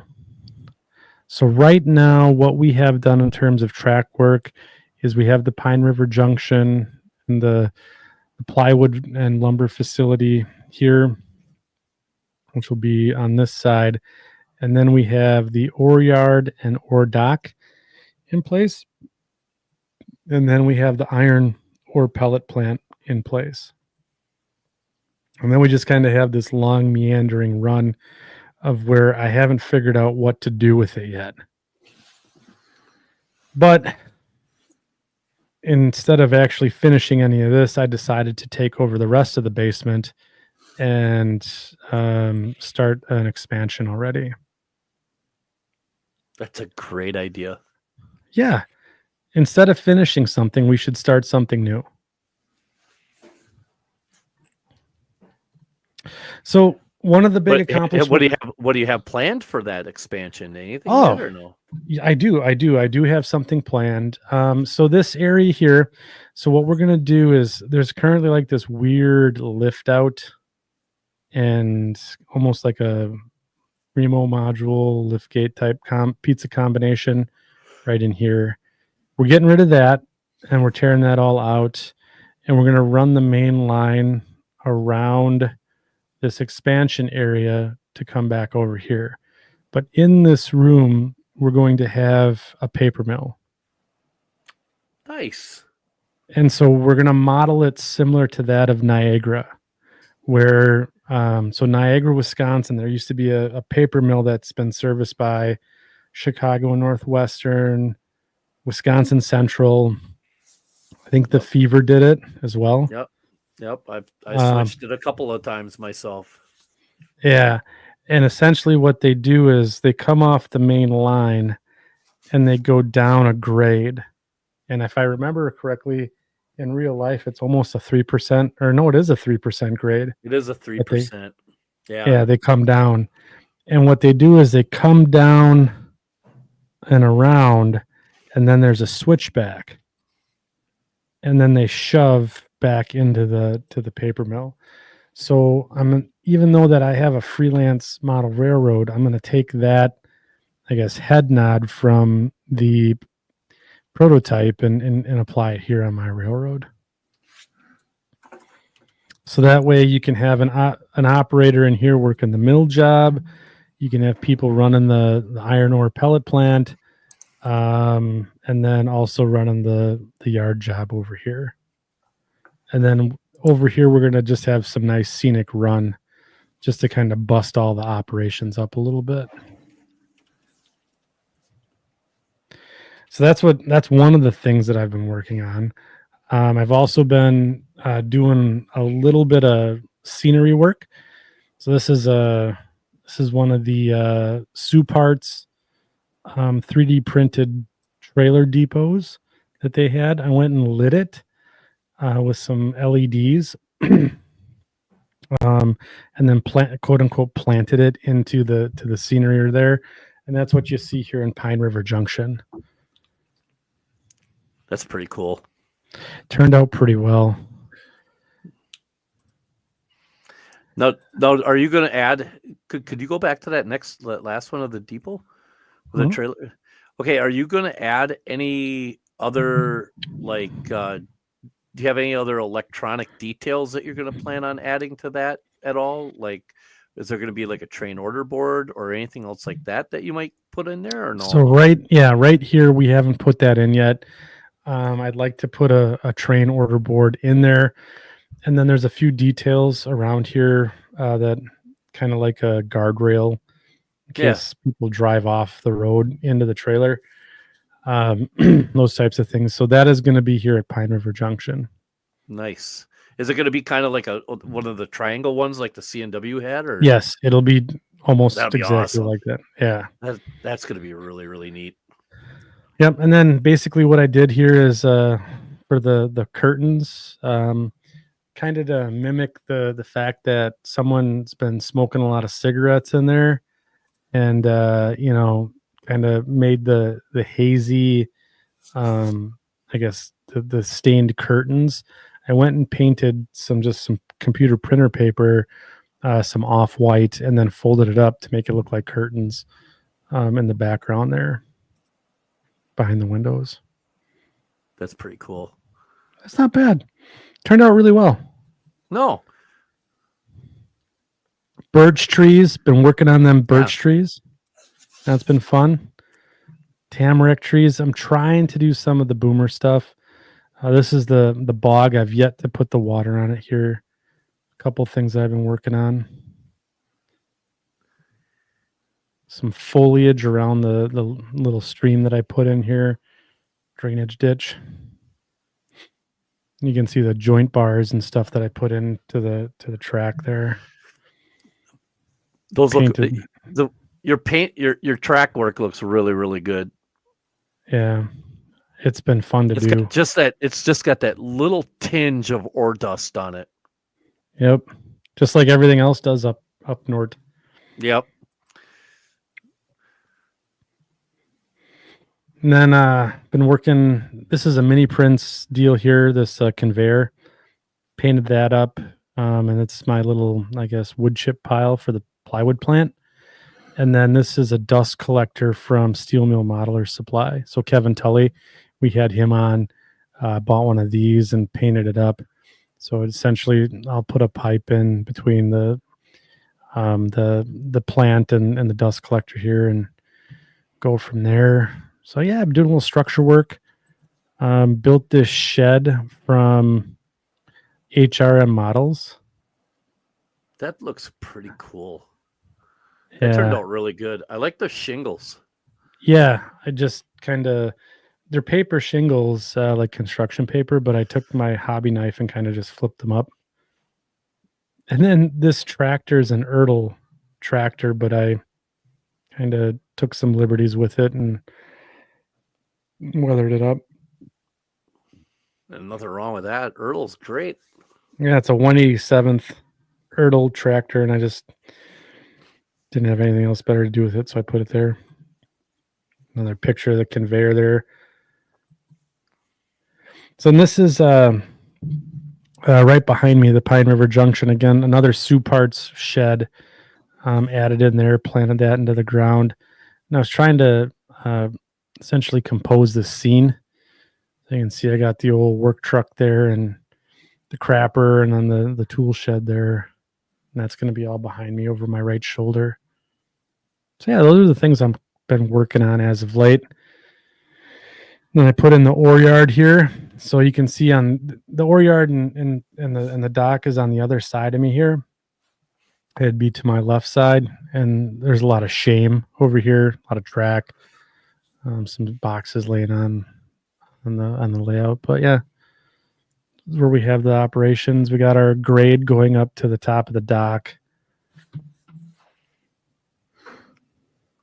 More track work and woodworking. That looks really good. Yeah. So again, shameless plug for William's book. If you didn't win one, go buy one. But then this is the project that I decided to take on. So this is the expansion room, right? And it was just, again, it was one of the rooms of shame in the house. So you can see I got a lazy boy in there and an old couch and a bunch of hardware boxes and junk. Oh, those shelves, are just screaming for, a 5-deck layout right there. Yeah. I mean, it's already pre-built. 1, 2, 3, 4. Yeah. We're darn near there. So I pulled all that out and started to put in stud walls, laying it out. So this is going to be a little bit of a crew lounge area as well.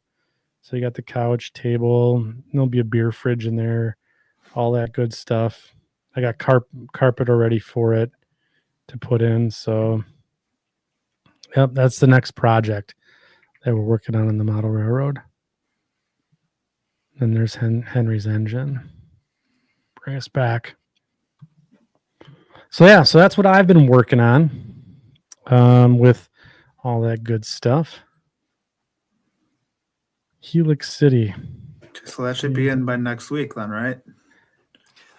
Yes. That, oh, jeez. That's So question. Having been over to your house several times and seeing that space, that's going to be a really cool little operating vignette for your railroad, for your layout, because that room is, whoever ends up doing that paper mill and stuff like that, you're going to be kind of away from the rest of the railroad for the most part. You're going to be in your own little world, and it's going to be really, really kind of neat to have something that's not an ore train to run. Not saying that there's, because the ore trains are awesome. But it really is going to be kind of a neat little area that, that's not going to be like what the rest of the railroad is supposed to be. You know what I mean? Yeah, exactly. It's just the way that I kind of set it up was that each little, I guess, area is it's like its own shelf layout is kind of how I wanted to set it up. And I didn't want to have people bumping into each other or having to do the suck it in shuffle, when in between the aisles. So that way you could kind of operate freely without getting bumped into. So it's kind of by design. So yeah, so that's what's going on with the Mascoutin Valley right now. If you do want to see more fun, since we're doing shameless plugs for everyone's Facebook page and all that good stuff, I do have one you can just, I'll put it here in the chat. Whoops. Did I shut down the stream? Nope, didn't. Nope. Put her in the chat. And you can go and join the group there. I post, I've been doing a little better about posts. I spend a lot of time posting on the Second Section podcast group, but some of the more modeling focused stuff is over there. So, so it says, so Ray here, you're making way too much progress. Start making more episodes of the podcast. Yeah, well, yeah, about that. I really like I really like model railroading. So it's good to see Ray here tonight. Yeah. If he's not busy, maybe he can join us for what's on the workbench. Speaking of which, we should probably get to that, huh guys? Got a couple more things that we need to give away tonight. So we're giving away a $50 mini prints gift card. And we're going to do that for the winner of what's on the workbench. And then at the end of the show, we are going to do the Patreon drawing for the scaletrains.com $100 gift card. So I think we'll all take 5 here. We're going to kick it over to, let's see here, to the Greasy Meat Hands band. Oh, before we do that, I think I just got a note here from Ralph in the private chat. You got a Facebook group. I do. We need to talk about this. Well, you're busy. No, that's why I put it up there. So when you get done what you want to talk about, we can talk about. No. We're gonna do it right now. No, we're doing it. No, now you're our guest. It's a Ralph Heist show now. Well, That's yeah, that's it. You're in trouble. No, this is why we're here. So I'll bring it up on the stream. Okay. Let's walk through it. My Facebook page pretty much covers the prototype stuff of what I'm doing. And the blog shows a lot of construction photos. So I kind of did that on purpose to cover the two things. So you also have a running blog then as well. Yes. All right. So, do you mind if I share it with the folks here in the chat tonight? Absolutely. All right, cool. So what we'll do here is we'll throw this up and get that into the chat as well. Don't mind the funny blue engine in the picture there, Yeah, so I see some. So this is the Onondaga cutoff. That's another one of those things, or that's the thing that you're talking about with Dave, huh? Yep. Nice. So this is where we can find Ralph at. Yep. That's Mike Rose's layout. I was going to say that looks familiar. Yep, that's Mike Rose's. If I was ever to go modern, I would go early Conrail. That's the bad influence of Dave Abley's is that he makes me want to play with little blue engines. How early? Oh, like before 1980. Really? So there's still Calico Cat type. Absolutely. That's kind of neat, actually. That opens up a lot of doors for you if you did something like that, wouldn't it? Yeah. So there's my float bridge models right there. Oh, that's really awesome. Yep. It's a combination of micro and engineering, bridge work, and the Walters kit and scratch built. The control house is scratch built, and actually resin cast the hinges for the float bridge. So, yeah, a gentleman really who's no longer with us. He had built his own, and he had displayed them at the Philadelphia NMRA convention back in 2006, and then I bought the parts and I paid him to build me a set, he did. Hey, you like that one? Yes. Yeah. This is good. He got published in the NMRA magazine. So as as you're scrolling along here, you can see that I have OCD about things. So I went to an operating weekend out in California, and it was based in San Francisco, and where we were in downtown San Francisco, where this painting pretty much takes place, and I was just like amazed by That's cool. all the track that is really no longer there. So I went home and I bought that book and learned all about the SP on the San Fran Peninsula. So I have a dirty little secret myself. If I like Conrail, I really do. Like something about the blue engines, what they all hauled. Mm-hmm. I have a little soft spot for Conrail. The generic nature of the whole thing. You don't have a lot of bells and whistles and frills. You know what I mean? Yeah. Oh my goodness. Oh, look at this. So that is a shot. So that's not completely my layout, but if you look at the very the very end from that's Manhattan Island. That's where later the World Trade Center would be, directly across. So I'm modeling those first 1, 2, 3, 4 piers. That's the Jersey Central train station that today is Liberty State Park in Jersey City. But everything else, all the track, the Lehigh Valley Yard is this long, skinny yard here. And today it's a lawn. They have built clubhouse. There's like a really fancy clubhouse, and where the piers are, that's all a marina now. Wow. Yeah, that whole part of the waterfront has become very gentrified and very fancy. It's not the crap hole that it once was. I mean, just look at aside from Ray's comment, like look at the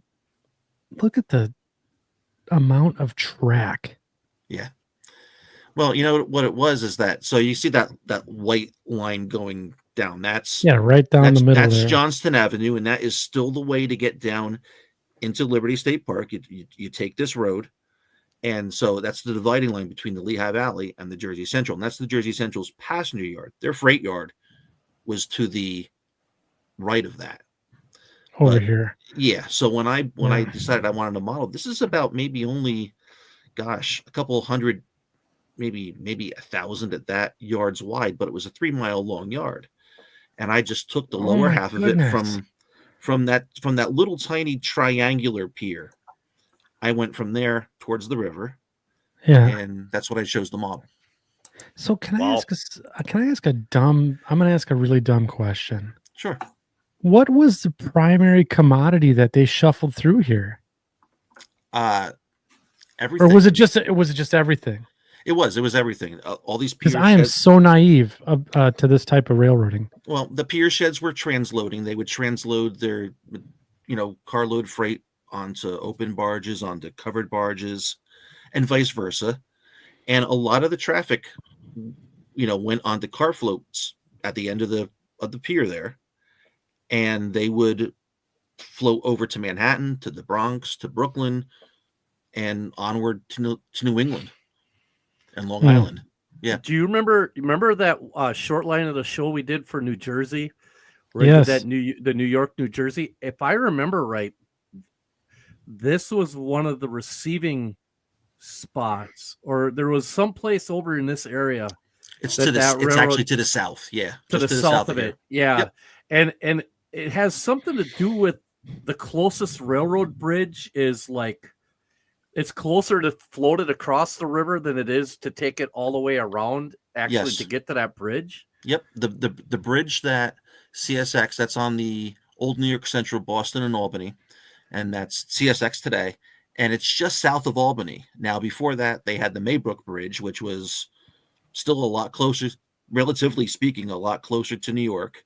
But that's been gone when Penn Central decided to, light a match on it, and they lost that.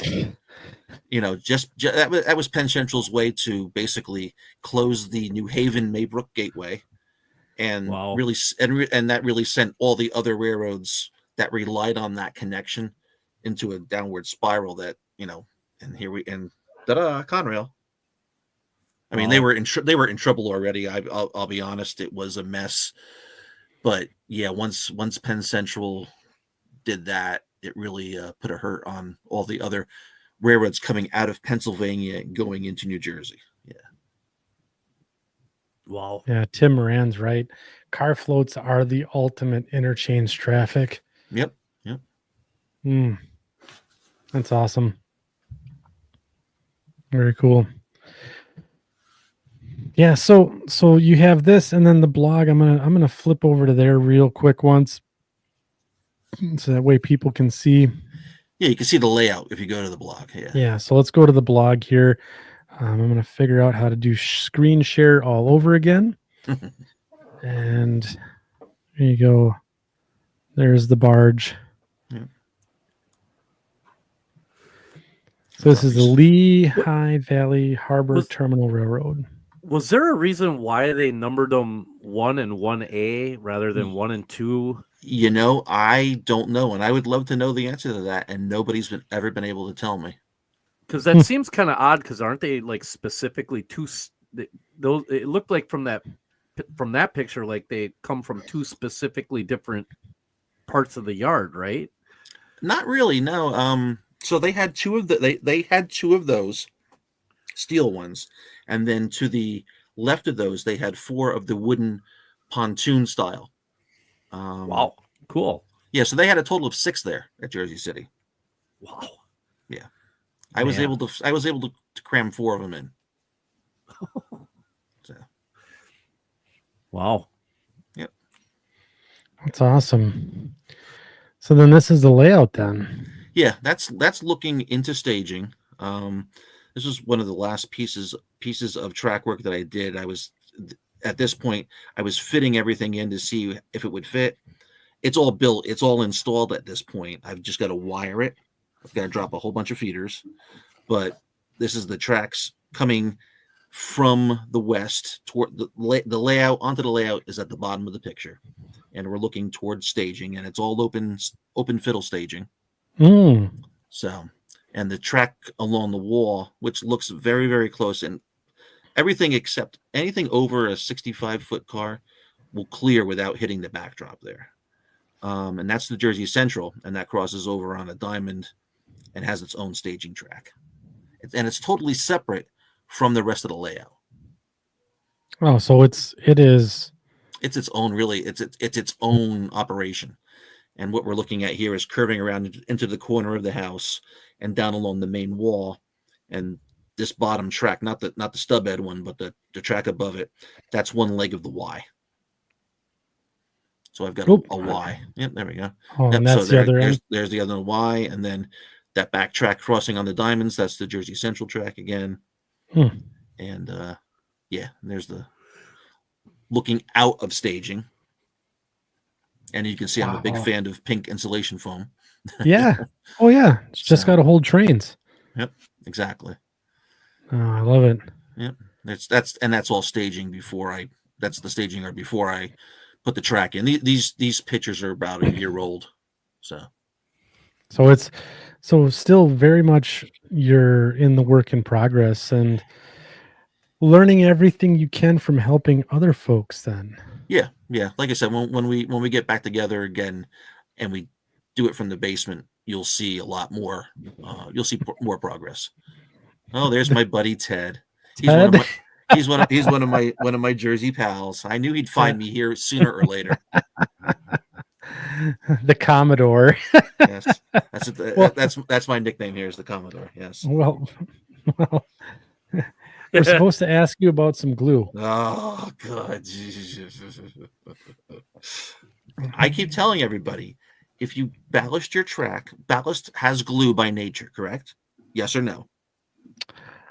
I like what kind of ballast?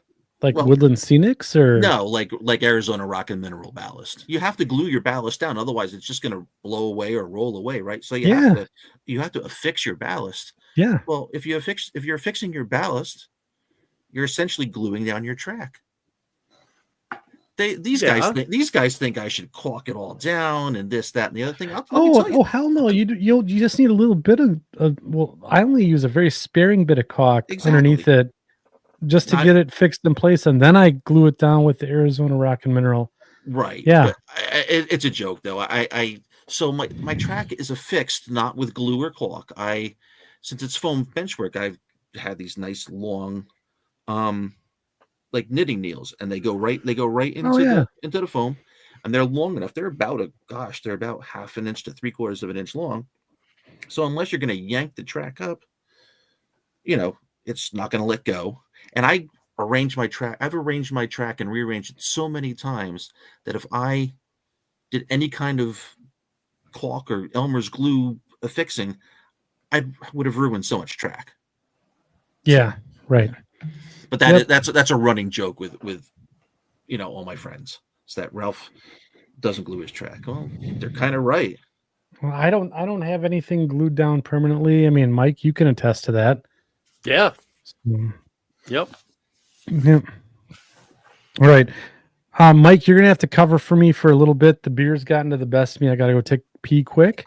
Oh boy. Yeah, well, I don't have the bucket here, so I'm gonna have to go run and take care of that.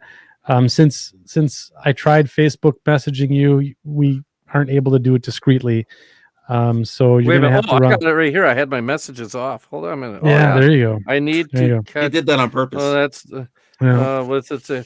Can you cover me? I'm gonna walk away. I'm gonna walk away. Yep. Okay. Yep. All right. I'm gonna take a quick break. Mike, can you please carry us for just a bit? And then I'll be right back. As I always do. Yeah, you are the Rock. My shoulders hurt all the time. I'm telling you, my shoulders, my back, everything. Got to carry the show all the time. That's just the way this place goes. So, but yeah, Mike Shanke, how with the way Ralph was talking about his, like the way he did his track, how did you do your track? Because I mean, everybody does their, because you're new, you're basically this whole get up you've been doing. Your old layout was basically all of that. What is it? The easy track? Is that what it was? Yeah, it was the Bachman easy track setup. So it was all sectional, plastic molded. Just snap it together and go. So now you went from that to, oh my God, Ralph. First of all, I don't know if I can do this. Yeah, I don't know what I'm going to do. Are you sure this is the right idea? I'll never forget this. Someplace I have it in my bed. Can't I just do this all with the easy track the way I've been doing it? And Luke Lemons and I both said, try it. And about, what was it, Mike? Maybe 20 minutes, if even. Yeah, I got to start getting flex track. I got to start working with flex track. It's not going to work the way I want it, which is awesome because you've really gone to great lengths to learn how to do your track, haven't you? Yeah. Well, and now I've noticed how, this track has been up. There's been a lot of movement, a lot of expanding and contrasting. There's some gaps. So like today, it was like, okay, do a little bit of work. And like I said, I had the one train running around for hours, and I was like, oh, I actually feel comfortable enough that I was like, I can actually walk out of this room, I can walk back, and it's still going to be running. To me, that's a great milestone there to get to that point. Oh, absolutely. Well, then your point too is when we were building this layout. Yes, we, because you were at least available through messages, so that counts. We reused all that track too down in the staging, which was actually really nice, which helped keep building this layout by stockpiling all the track, finding it at like swap meets and stuff.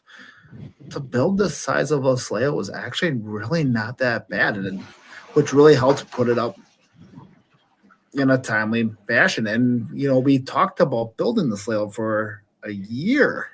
Oh, at least. It was about a year.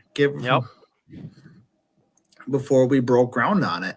So that really kind of made things go much easier and quicker. The only thing is, when I look back at the drawings that Luke did, is the only thing that really changed was actually the Mayville deck.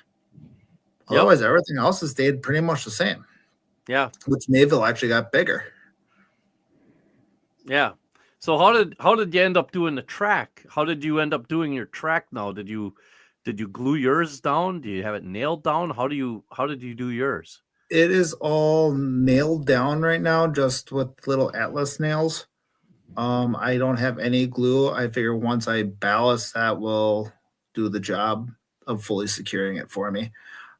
So to knowing that I'm gonna have movement, I would rather know that it's gonna kind of play anyway, knowing that if something moves one way, I can move it back if it's gonna give me problems, and then throw another nail in there, which actually is essentially what I did inside the bottom part of Helix number 2 today. Is I was literally sitting in the middle of my Helix, waiting for the train to come around every couple of minutes, and I was watching a spot where a wheel was kept lifting up, and would just, I need to move a nail here, put a nail here, cut off some plastic underneath, and after sitting in there for about half an hour, problem is gone away.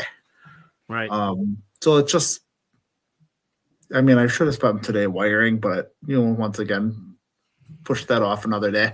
And you gotta do those little things like that, though, especially when they're active in your mind. Otherwise, you forget about them, and the next thing you know, now you're just mad because you can't get your train to go around, and now you got to go and hunt for the problem that you've known is there the whole time. And a 2-minute fix 3 months from now can turn into a 2-hour headache. Well, the big thing is knowing.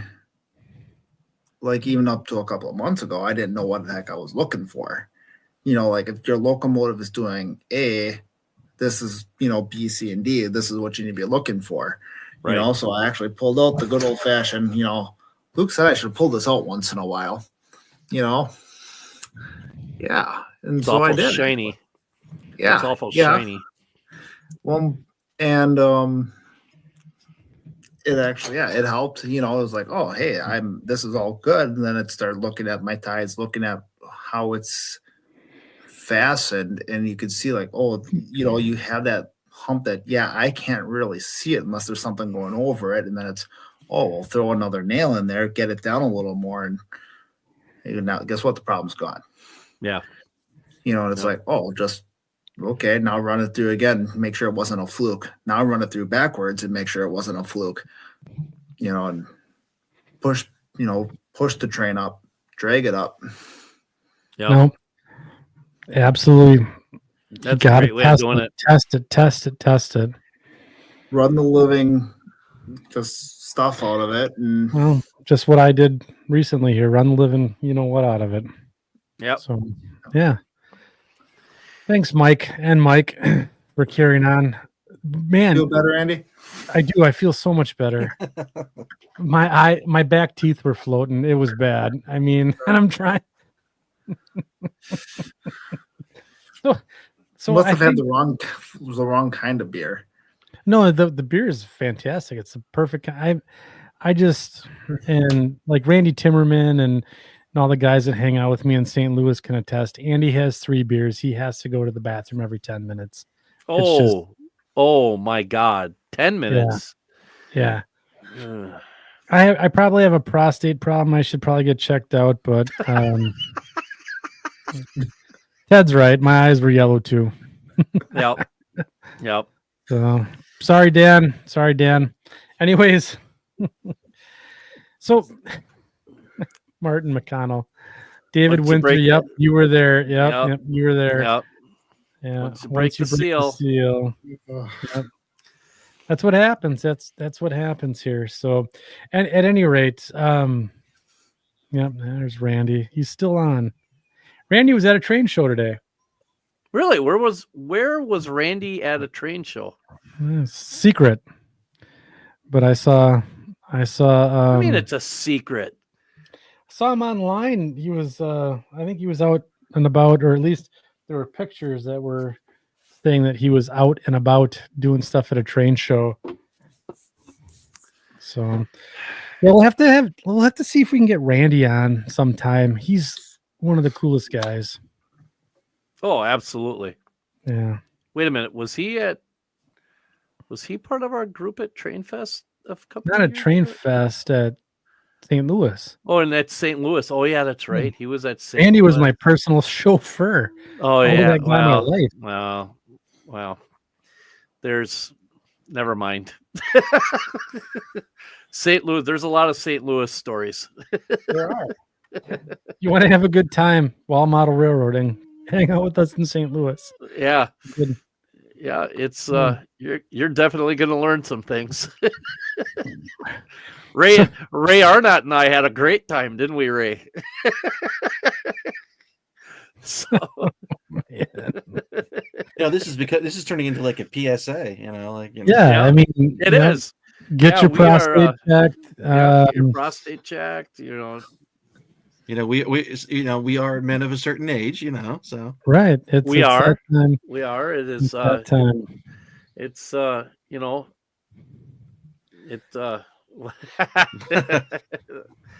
And that's- Ray is right, and David Winter, right? So there was, I mean, I'll never forget St. Louis this last year. 2024 St. Louis was a fantastic show, not just from the fact of the model railroading aspect was out of bounds. It was just ridiculous, with Dennis Eggert and the dioramas that he brought down, and just all the fantastic models and the 3D printing vendors. But then there was the camaraderie behind it, and just some of the coolest moments. I mean, Randy and I just driving around St. Louis, talking, chewing the fat, we've been friends since we were in high school, basically, and hanging out with Ray on that bridge when we were at the Terminal Railroad, and then he pulls the drone out and says, "Hey, watch." It's like, "Here, hold my beer, watch this," type of thing. So that was, and then there was lightsabers. There were lightsabers involved during the trip too. It was just amazing. It was really good. So I recommend if you get to go to like Amherst or something like that, or come down to St. Louis, make sure that you guys we all can hang out, because it's too much fun, more than should be allowed. I tell you what, this last one in 2024, we had, oh my good Lord. I tell you what, did we not have the best weather? It wasn't hot. It was just, I think it was 80, 82, something like that. It wasn't humid. It wasn't humid. I can remember in 2023, we had 104 degree temperature, 90% humidity, severe thunderstorms and tornadoes right as the show is closing. Yeah. It was just absolutely insane. I remember calling Jason Hethke and Chris, because they were driving back, and I'm like, "Guys, there's some bad weather coming your way." And yeah, it was insane. That was one of the worst weather days I had in a long time. It didn't last for very long. The thunderstorms didn't last for very long, but they were just, I've never experienced anything like that before. They were just intense. So welcome to Missouri weather. That's right, Randy. I mean, it was just crazy. And the humidity, my good Lord. And I sweat too. Oh, I know. And at that first day, what did I do? I wore a gray t-shirt, a gray polo. We got to get some tech, like some of that mesh type tech gear for next year. We're not doing none of this cotton crap anymore. No, we gotta. It's overrated. We need to get our fashion guru on board and see what we got to go in. Yeah. So we're well past the 2-hour mark here, and Ralph and Mike are being good sports. The beer is tasting good tonight. So I need to go get another one. So do your next segment, and then I'll be right back. Yeah, I'm gonna kick us off on the next segment here. So we still have a couple of giveaways to do yet tonight. we got what's on our workbench this evening, which we're going to do right now. So if you guys are unfamiliar with what's on your workbench, it's our Facebook group, Second Section Podcast on Facebook. I post a little post, say, hey, what's on your workbench? And then the section crew posts what's out there. And then we go ahead and read and laugh and joke and have a good time. And the folks on the call here critique your workbench in terms of cleanliness and organization and some other stuff. And then we do crown the dubious honor of Workbench of the Week. And the Workbench of the Week winner this Brew with the Crew is going to get a $50 gift card to Mini Prints. So we're gonna start the show here, but first we're gonna take a small commercial break. We're gonna kick it over to the Greasy Meat Hands band and tee up the next segment.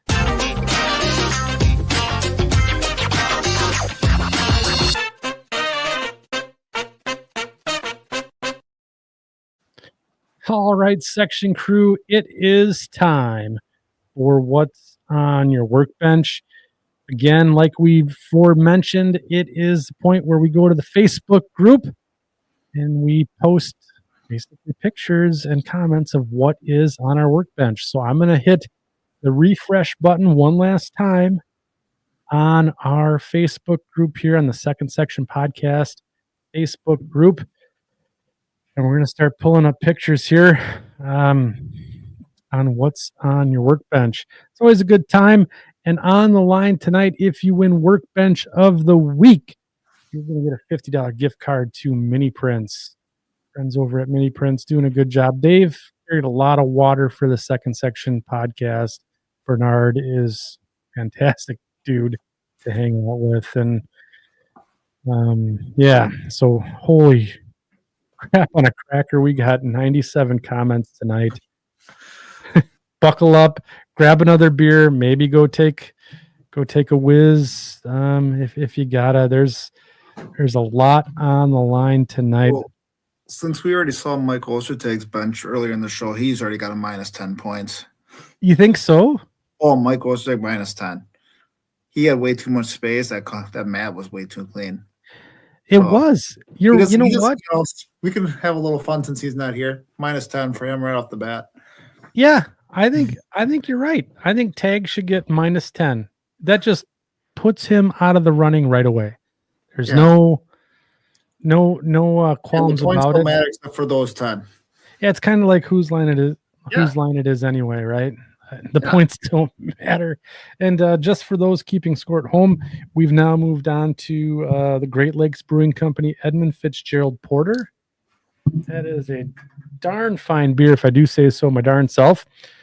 But yeah, let's get back to what's on our workbench. Okay.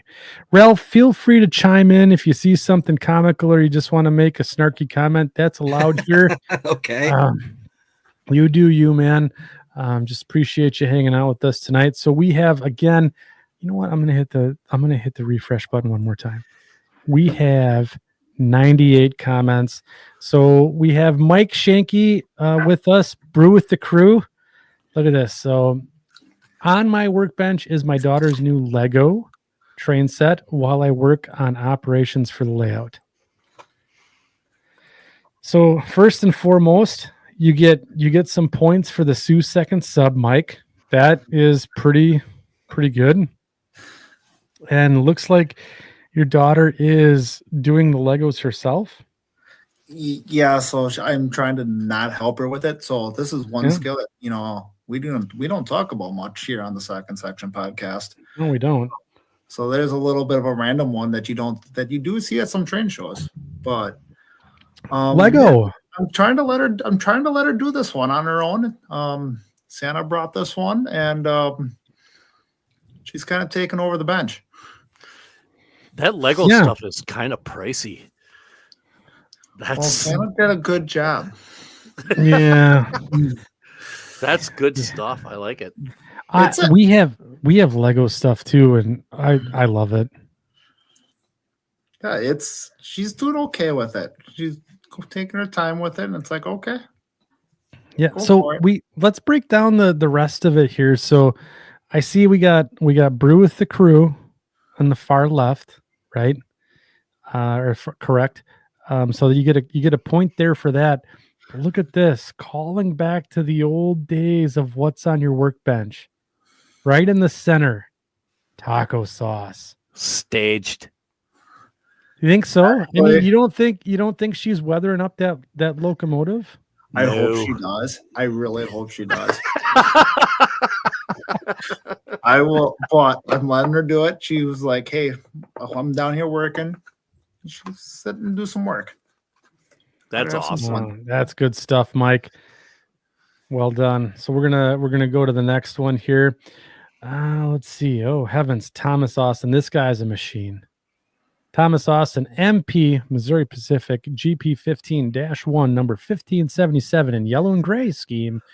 Tsunami 2 scale sound system speakers, which are super awesome, by the way.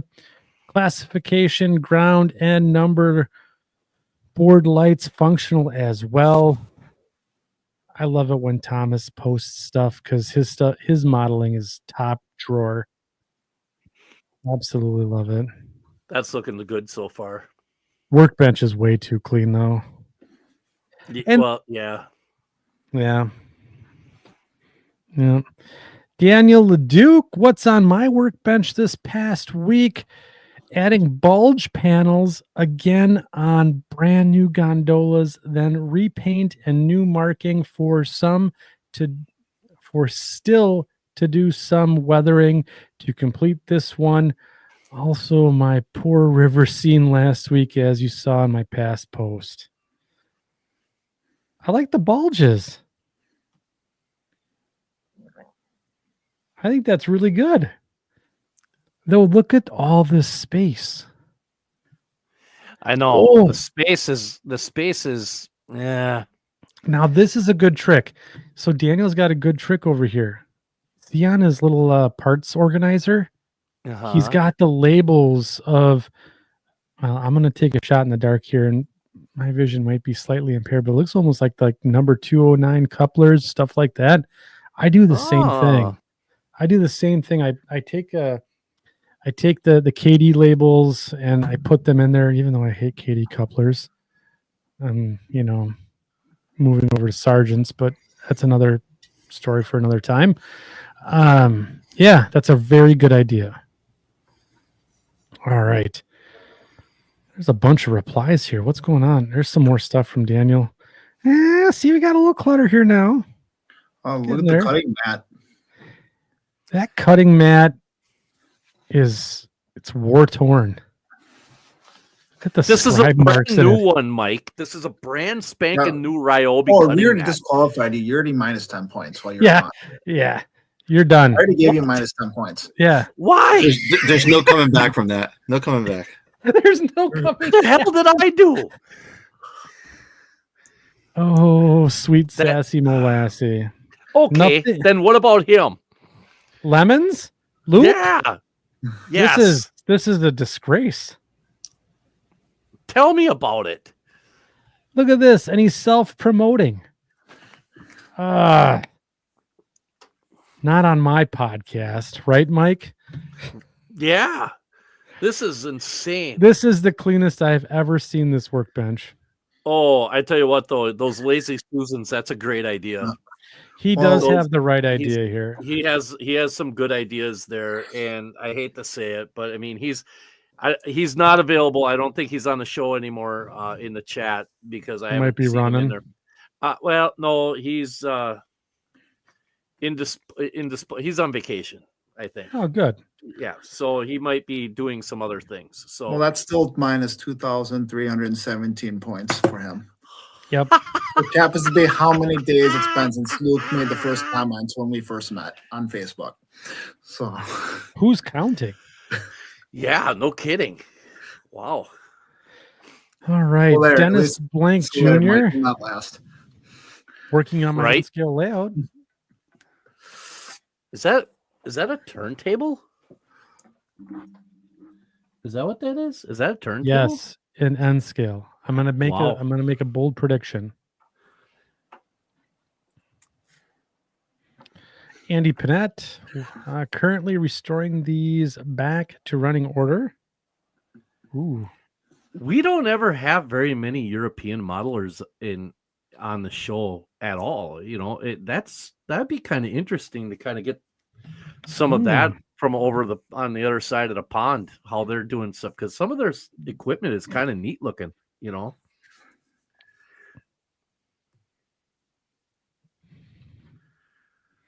All right, Todd Stevens. Not What is with exactly. everything's being so clean?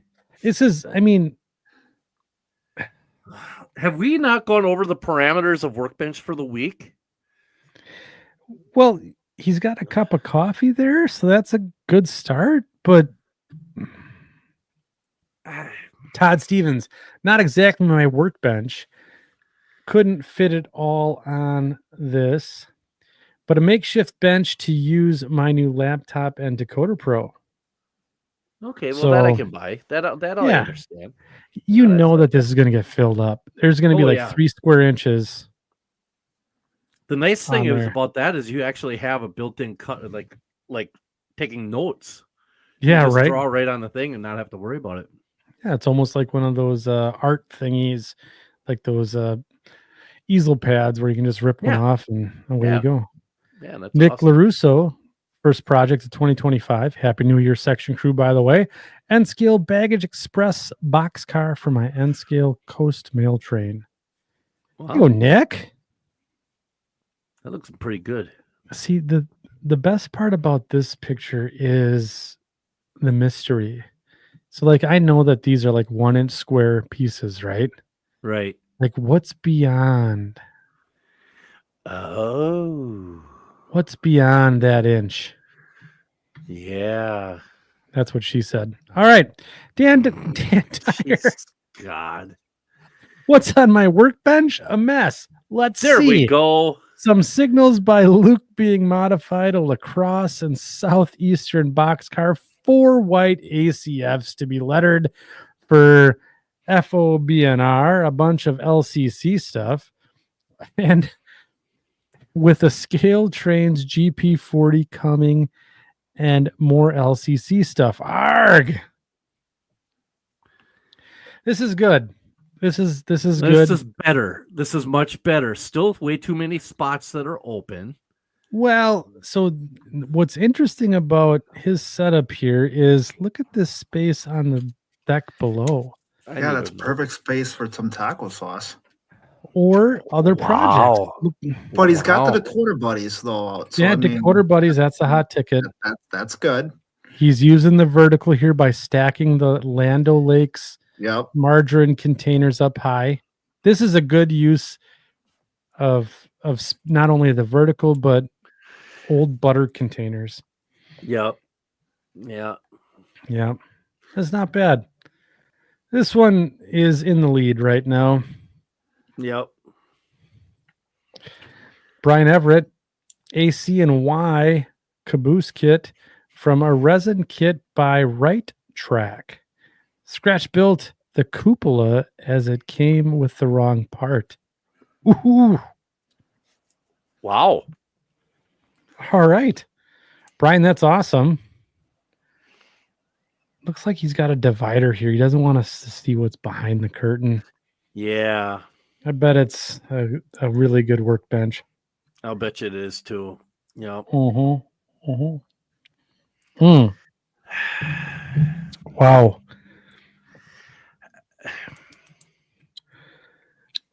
Let's just read the caption here. I'm working on N-scale ore cars. Okay, first of all, stick tap on the N-scale ore cars. That's right? That's Captain Insano stuff right there. Those things are the fiddliest things known to man. Oh, I mean, but man, I tell you, it's how many more ore cars do you think you can get on this workbench? Well, let's see, 1, 2, 3, 4, 5, 6. Okay, so 6, and you go across. It's 6. It says 1, 2, 3, 4. And they So stack 'em 6. on top of one another. I'd say And then there's the vertical. Mike's right. 7. Stack them like a 7, pyramid. You bought 7, 8. 250. 8. 8. Now he's starting to Jeez. get the ridiculousness of all this. I'd say he could fit probably 32 more on there on the one level. That would give him an even 40 on that one board. And then you just start going up from there. That's my guess. The jet skis are cool, though. So this is Adam Bunkelman. While technically not on the workbench, these mini prints, who by the way is going to be our gift card giveaway here for what's on your workbench. The mini prints jet skis were both. Both are HO scale hand painted for a scene that I'm currently working on for the Kettle Moraine Ballast Scorchers. Those look awesome, but I mean, what state did they got registered to? DNR might not like that. You know, don't see the holy registration. cow. Yeah. We need Wait a to minute. see some Where do you stickers think- there. Yeah, not only that, but are they just in idle? Are they just idling down the Yeah, river? where's the Because rooster Where's tail? the rooster tail? Yeah. Oh. Yeah, Good job, though, in painting those, though. That had to be not fun. yeah, that couldn't have been easy, you know. Looks kind of like a masking nightmare, to be honest with you. That's something else. Good job, Adam. Yeah, nicely done. Jason Young, elevator for the future layout. Oh, man. Nice. Good. Nice. Good building. You could fit 3 more elevators in here. No taco sauce. Oof. No, It but is nice modeling. No, but it's got the paint. He's got some testers bottles there, which really those don't look like new bottles. Those look kind of like Throwback. throwbacks. So, I mean, and that tester stuff was that was something else to work with. Yeah. I mean, if you didn't have a couple of beers or whatnot, you could smell that stuff and Yeah. you get right there. All right. Dennis Blank Jr. again. Ooh, also working on the area where the trestle is located, setting up a park. Let's dive into this. I want to see this trestle. That's pretty darn good. That's really The rock work. That's good rock work too. That looks really, really nice. Yeah, well done. Well done, sir. David Winther. This is awesome. New book that arrived today. It's the blue cover of the one that we were giving away. And here's the forward by William Sampson in letter form. Nice white glove touch there.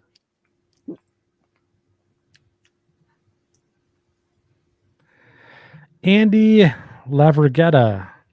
Working on installing my first Blue Point switch machine, discovering I might need thicker wire for 1/2-inch ply and 1-inch foam. Not sure where to look.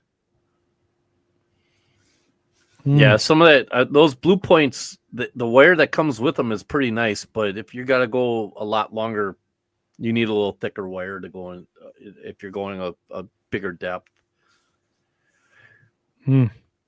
Let's see here.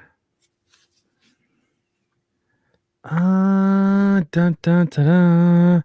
Benjamin Thomas Zahner starting work on 2 1-foot by 4-foot modules, and the one on the left is my Crestline interchange, and the right is my Cow Creek Bridge. All right. Get after it. Bud Hansen, Walther's Furniture Factory that I've chopped up and reassembled to fit corner space. Nice job, by the way. Lots of detailing to go, and I had to make a whole new roof for it from sheet styrene and wet and dry sandpaper. Has he got this lit? There's another picture of this someplace that I saw online All right. where I thought he had it lit up. Is it this There it is. picture? Yep, that would be the one. I thought Yeah. that was really cool looking. Wow. Yeah, well Yeah, done. that looked really, really cool. Yep. Good job.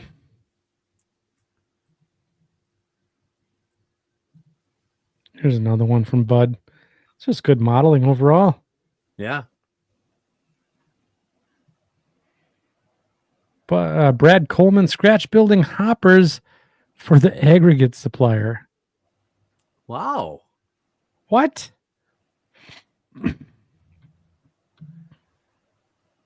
What I want to era see hoppers- updates on that. What era hoppers are you scratch building? I'm going to guess that they're actually like loadout hoppers, maybe? Can't know. Brad, we're going to need a little more info. Justin Northern currently organizing. Whew, almost fell over here. This is one of the cleanest workbenches I've ever seen. This is right up there with tags. Hey, now, kind of. Well, mine's clean for me, ish. Dwight Anderson. Here we go. Getting some stuff going here. Got a lot of projects here. He's renumbering his coal hopper fleet. Let's take a quick peek here. A lot of stuff Making going good use of on. the medicine bottles. Yeah. There Yeah. you go. You got your pain meds and you got whatever it is you need. You don't even have to leave the bench. Yeah. You can just stay right there.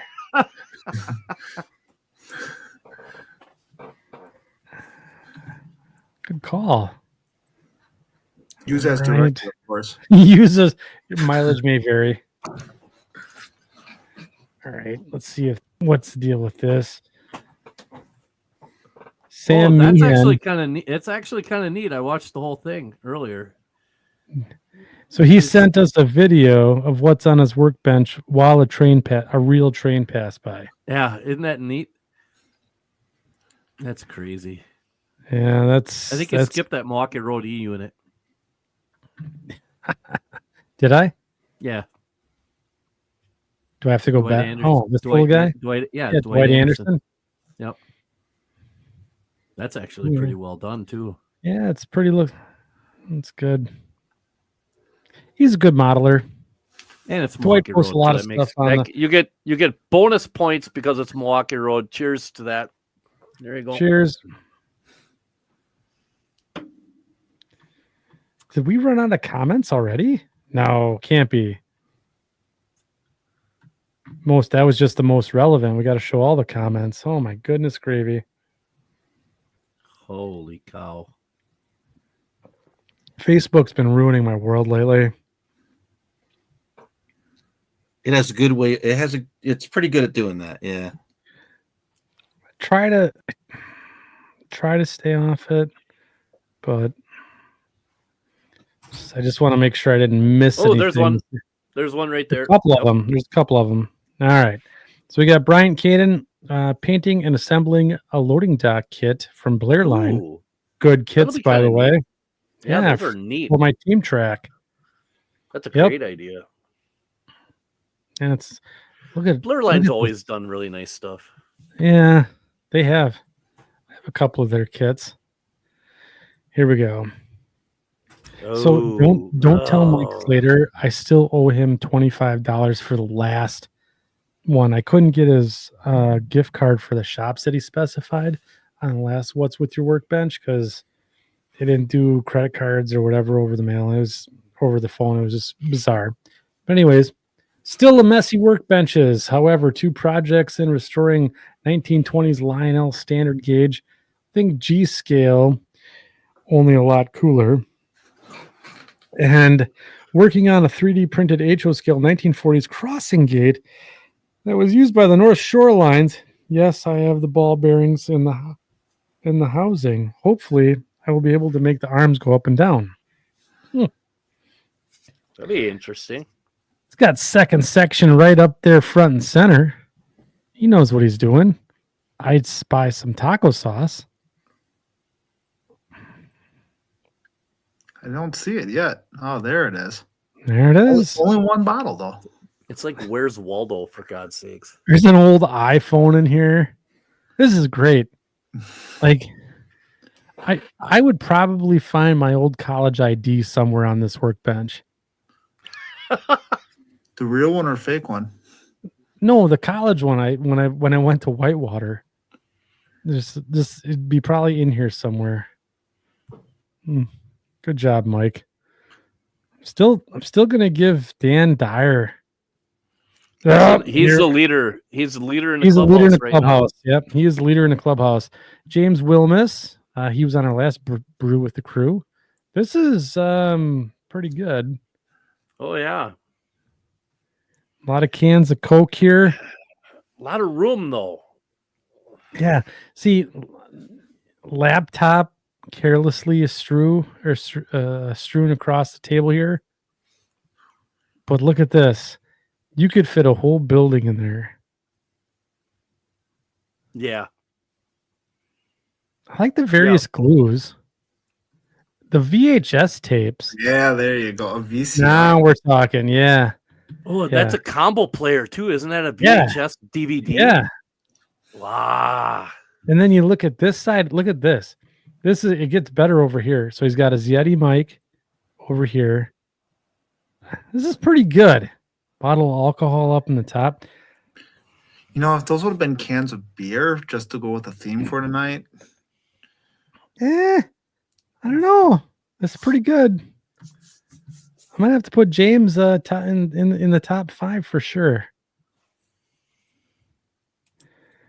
Rob Sarna figuring out building and track placement.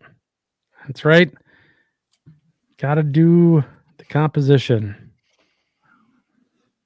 Good luck. Gary Rooming right now, scratch building stairs and also working on a model of the silo Trujillo and Sons for the layout. You know he's scratch building that. Yep.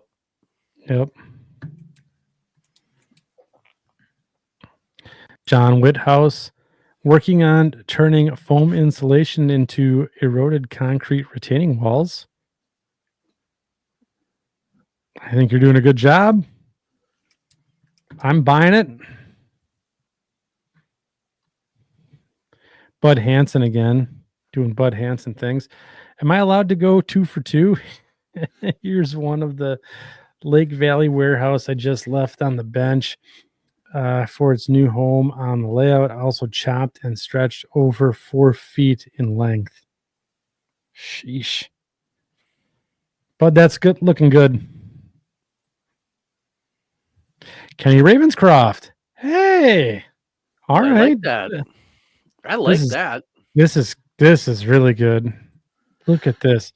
Just replace the wheels on this little Proto 2000 SW1200 with some Northwest short line wheels. That is awesome. Yeah. The Good Pillar job, Valley. Kenny. Yeah. Home Shops did a 40-foot high cube box car of this railroad, by the way. Yeah. I have one. Phil Loco. Ooh, we're working on some hoppers. Mm-hmm. There we go, the raccoon lines. Jeff Rich, interlocking roadbed and switches are made. Couple cars weathered over the holidays and a company caboose winding up on my pro freelance Chicago, Milwaukee, Gary Railroad, Joliet, Illinois, circa 1987. Oh.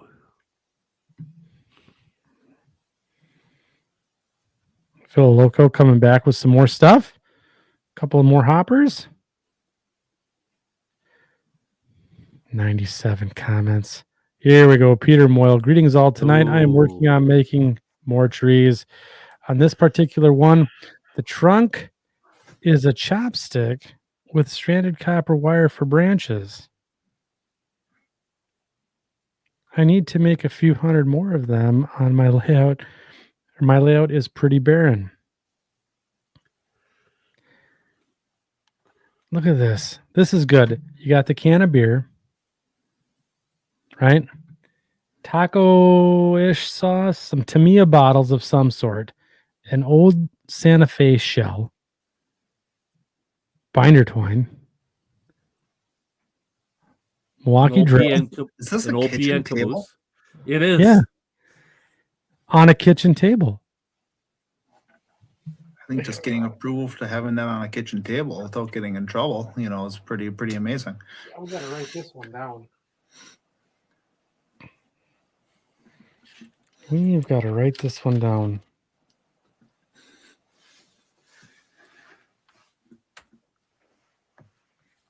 All right. Peter Moyle, Dan Dyer, James Wilmus. Matt Arensen, finishing up a Cato SD40R CR6449 using an undeck Cato SD40. Conrail. Yeah. Dennis Blank Jr., this is his third one. Part of the model bench right now. Oof. Mark Stenwick with PIA curling decals. Curling decals are the worst. Good luck, Mark. Martin McDonald. Oh my God. Look how clean it is. Down here in Western Australia, and I have a group of passenger cars in need of decals. Custom P42 in need of a paint repair. A Proto 1000 RDC3 taking a bath in IPA 99%. There you Become go. CNW 430.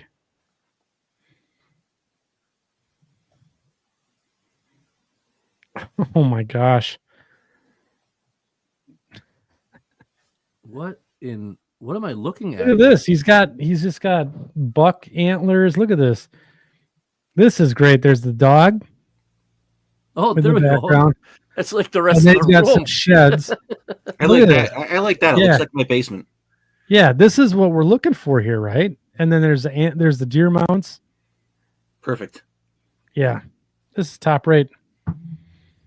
This is good.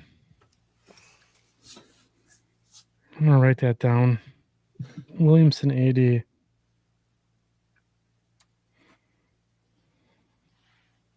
All right.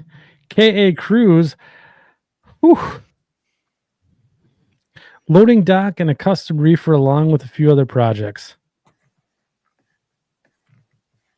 I could squeeze a couple more in there. How many more do we have? Oh my God. Goes on for days. Peter Tillman, still making boomer trees. So am I. Good luck to you, sir. He's also the winner this evening. Peter Tillman's got a video, or Steve Gilligan's got a video for us. 39-second deal. Can you guys hear that?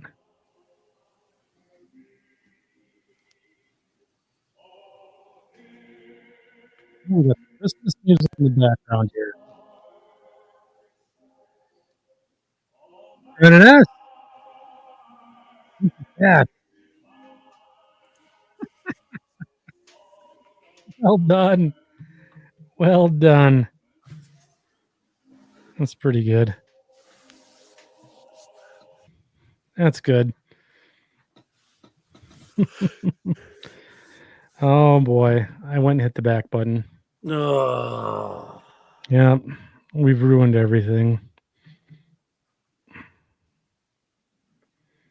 Do do do do do do do do do. For those who are still stuck with us as we go through this, appreciate y'all.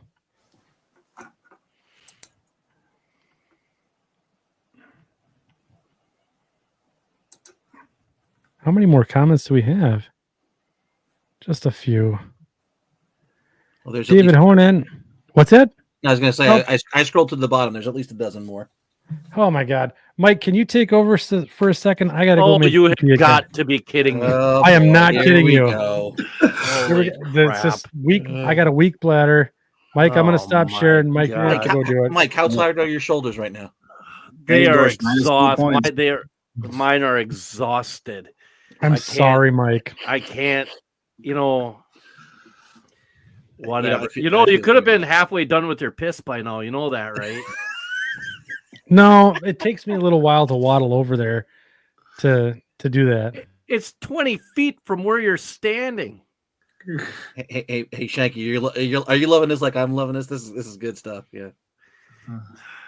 I tell you what, man. All right, I all I'm going to picked a do good is night to be on, didn't I? I'm actually going to take the time while Andy's gone to scold you guys in the section crew. You guys are better than this with this workbench of the week. You guys know there's not supposed to be any bench showing. There's clutter amok. See, Mike, look at No, mine if right it- there. See? Yeah, well, see, that's kind of a close-up of the whole thing. That's just a bunch of open drawers, Ralph. That's what I see. I don't see much of the rest I of don't the see Kyle. bench. I'll go back down to the basement, take another picture. I just no, that's fine. It's fine. I'm just saying that this does not tell the whole story. I see. what you're saying. Okay. Yeah, we need the whole story. So it's I'm so proud of you guys. Almost every time we do this, you come up, you do things the way you're supposed to. There's just it's just a never-ending flurry of awesome workbenches. And Mike, honestly, tonight it's a little embarrassing. There's so many clean workbenches. I know it's a new year. I get it. I'm in the middle of cleaning my workbench too. Okay. But that's I'm at a loss for words, to be honest with you. It's just I don't know. What do you think, Mike? Well, I was thinking with the turn of the year, everybody would have their stuff on the bench. There'd be piles. Yeah, exactly. But yet, oh wait a minute. And Andy does such a great job. Andy is just wonderful. Yeah, Hey. That's nice cover, Mike. Thanks. So anyway, yeah, I mean, while Andy goes back and tries to reestablish where we are, the next time we do one of these, I expect better from you guys. Honestly. How's that? No, not you. Oh, not good. talking to you. Because you're not going to get better from me. No, I know that. I'm talking to the section crew. I expect better from you guys. Robert just made a comment here. I think it all comes back to this. It's all. It's Luke's there. fault. And you know what? I apologize. I take back everything. I would like to see a little bit. Come on, you guys can up your game a little bit on this workbench of the week stuff. You guys know exactly what you're supposed to do. We've gone over this countless times over the last 3 years. Okay, but with this being said, I agree. Luke Lemons cleaned his workbench, and because he cleaned his, I started cleaning mine. And as we all know, shit rolls downhill. Now everybody's got a clean workbench. We go to do a workbench of the week or the workbench of the whatever of the show, and nobody's got a good workbench going. And all Andy does is go to the bathroom. And Andy can't stop peeing. So, so it's all Luke's fault. Yeah. So it's all Luke's fault. When you see Luke, say thank you very much for having Tag yell at us because you cleaned your workbench and we cleaned ours. So I'm glad. Jeez. Oh my Gideon. It's just I'm just glad you said the words that I wanted to say in a more direct tone. Why? When have I ever not been direct? Never. No, I'm the one who's flowery and beats around the bush, and this is. I just appreciate the fact that you came out and said it, because that's what I've been feeling. Yeah, well, I know, and we haven't done one of these for a long time, and A brew with the crew? Yeah, we haven't done a brew or a workbench of the show type thing, or it's just the what's on your workbench thing. It's great that we're seeing some cool models. That's not going to take that away from any of them. The modeling is awesome. It's Yeah, really, the modeling's really neat. top drawer. The modeling is really, really awesome. However, come on. Yeah, we need a pill bottle next to some butter, next to some taco sauce with a section. Remember when we had Voltron? A pile. Voltron. Yeah. Oh, Yeah. well, Yeah. you know what? Now we're gonna start getting all this anime stuff on their workbenches. Now we're No, it was just we'll like end up with, Optimus like, Prime. a bunch All of right. like Pokemon and all sort of garbage. No, like that in there. it's fine. You guys, you don't even know. So, Yeah. anyways, So let's anyway, that's all I'm gonna say. Let's continue with this. We'll get through it. There's only a handful left to go. It's hard. It's really getting hard. All right, David Honan. My homemade bookshelves are back on the workbench. I'm in the middle of moving into a new upstairs office layout space. All right, and modifying the shelf units is on the critical path for finishing the move before I can get back to modeling.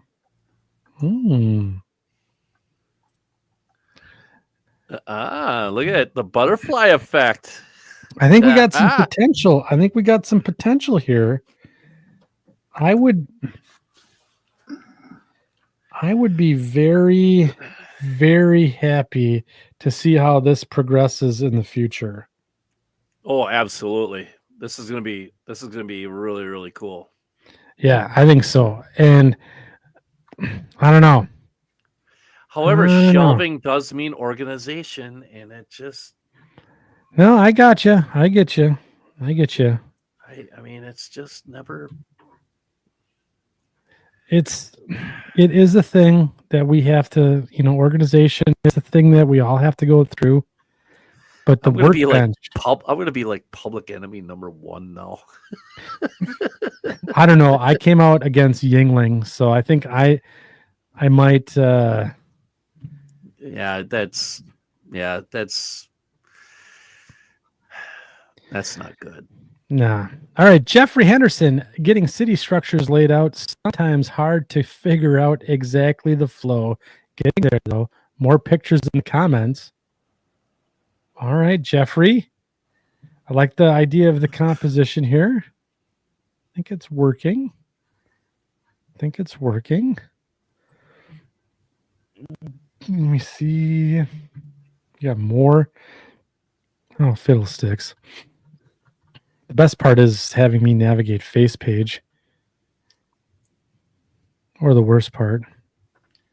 He replied to himself 5 times. There we go. All right.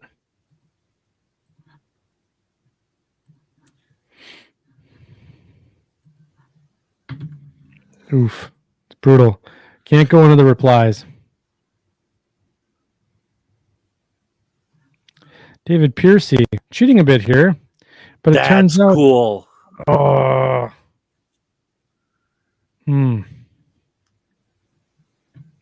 That's really cool. That's a great idea. But it turns out modeling is a transferable skill. I built this 187th model of a friend's childhood home as a Christmas gift a couple weeks back.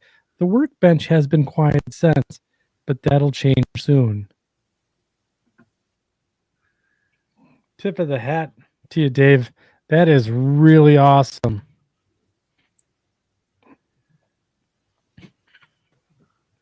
Ba-da-da-da. All right, we ready to start the hockey podcast yet? Oh my Oh, there he is. Good Lord. Let's welcome in Ray Arnott. Put I the won't mask. be able to hear you, but I can pull. There we go. I'll just put the whole thing on, and then I'll put. That's the a lot better. You've never looked so good, buddy. There we go. Yeah, Well some done, people- sir. Some people need to wear masks. Yeah. How you doing, Ray? Going on? Welcome How's to it the going, show. Ray? Hang on. Let me get me all resituated here and put my glasses on so I can see your lovely faces. Hey, how many times have you got snowed on during a hockey game? Well, I played roller hockey, so 0.0. Oh yeah, 0.0 roller hockey. Yeah, that's right. Yeah. Very nice. Yeah. Very nice. So what's going on with you, Ray? I mean, we're going to take a small break here from what's on your workbench. You've been kind of a good sport tonight in the chat. Good sport. You haven't been reading the comments. Go back and read them. I will. No. So there we go. That's better. Yeah, don't put me on full screen. That's scary. Does this not look like he used one of those football display cases that's got the Looks like a helmet display case. like a helmet display case or a football display case? Doesn't that look what that is? Yeah. That's a fantastic idea. Mm-hmm. That's not bad. It's really good modeling. All right, let's go all the way back down here. Everyone's getting sick from watching this. Ray, we're gonna go through about one or two more, and Andy's gonna have to pee again. So yeah, that's how it goes. No workbench in the new house yet. I did hang some bench work over Christmas. Robert, all right, we're I moving. like the stud finder. 1, 2, 3, 4, 5, 6 holes in the wall up there. Is that what I'm? Yeah, counting? this is good, Ray. Yep, it's over here. It's over here. No, 16 on center. Right, There you that's go. the rule. Yeah, you found that one nice and easy. Yeah, Nice that job. one was pretty good. It's all right. The backdrop's going to go over that. You're never going to see that. That's right. You can Good always job. fill them in if you need to. Yeah, that's true. Good job, Robert. Let's see here. Humanity Junction. Oh, Yeesh. geez. oh my God, This isn't a workbench. This looks like something from the Matrix. Come Trying to get an older computer working again as a newer computer for JMRI. That's true. JMRI is old. Java is old. Yeah. Sorry for being in. BNH's best customer, Heath Hurwitz. Did you say B&H's best? Yeah, customer? B&H photo and video. He's got a frequent flyer card over there, I'm sure. This is where the podcast gets interesting. Yeah, it's after midnight here, so all the rules are out the window. Attaboy, Ray. All right, you go. pile of boxcars being reused and repainted into cars shown in the photos. These don't all fit on the workbench, so organize them on the floor. Okay. Also being... Well, jump in. We need to see them on the work. If they won't fit on the workbench, That's what we want to see. that's what we want to see. Also been working on layout wiring, getting close to operational detour this week due to warm 50-degree weather to complete another section of pavers for our home bonus. It makes it makes access to the train rec room easier and safer. Ben Groyle gives it the thumbs up. I do like the fact that we're going to some good detail here on the boxcars, though. Look at this. So you can see with the North Louisiana and Gulf, we've removed the door. We are doing our darndest to make it prototypical. Same with the KCS car here. But throw them on the workbench. We want to see that mess. Let's see the mess. We want Please say to that's see the mess. Please say that's it. Yeah, please say that's it. We got to. It's bad tonight. They're adding. I thought you said there was only a dozen left. He lied. Never believe what a guy from Jersey tells you. Yeah. A dozen is like 14. Graham Stockfield taco sauce. He's doing a good job here. Shit the bed, Fred. It's getting bad. No modeling, but enjoying some Christmas books. Okay. Ooh, Canadian Pacific Power. I like CP. Purple mats too, and they're nice and clean. That can't. That's a really good point, Ray. Na, na, na, na, na, na. Oh. Lee Stormer. Actually, nothing. LOL. The staging yard above was my workplace. Just wasn't what I wanted, so I tore it all out and rebuilt it. Took 1 hour out. ... 3 weeks now getting it back in. Tonight during Brew with the Crew, I finally got it operational again. All right. Look at the workbench though below the layout. That's what we want to see. Still pretty neat. Everything. It is. You could I like find something on it. Yeah, that's no good. I like the pile of flex track. The cutting mat's pretty clean though. Look at that. Oof. Let's see what else is going on in the world here. Paul Stamp. Custom painting the final Finger Lakes B23-7 on the roster. This one is an ex-Camas Prairie unit knee Southern. Just waiting on the decals to wrap up the cosmetics side of things. Then it will just need a low sound and speaker. Have you done Finger Lakes as a short line of the show yet, Mike? Haven't got that far yet. No. No, New York is where we're at. That's a good one. That's a neat one. A lot of neat power on there too, like this. They used to have Milwaukee Road GP20s on that railroad and Jeep 9s. We should almost have Paul on to like narrate that short line of the show for us. Oh, hey, that's a good idea. Not before I have him as a guest first. Then you can. All right. Yeah, we'll space it out. Wait. It's all right. It's all right. What? You can't be on 2 podcasts. You can only be on 1. Oh yeah, that's right. Forgot about that. Forgot about What? the rules. I forgot. Bill about Kenkel, hand laying track, cut all my own ties out of clear pine, 332nd by 332nd. I love the madness. On a table saw. What kind of table saw? Like a saw stop? A unisaw? Probably a festool. You can shove the festool where the sun don't shine, my friend. I hate. Whoops. Ooh.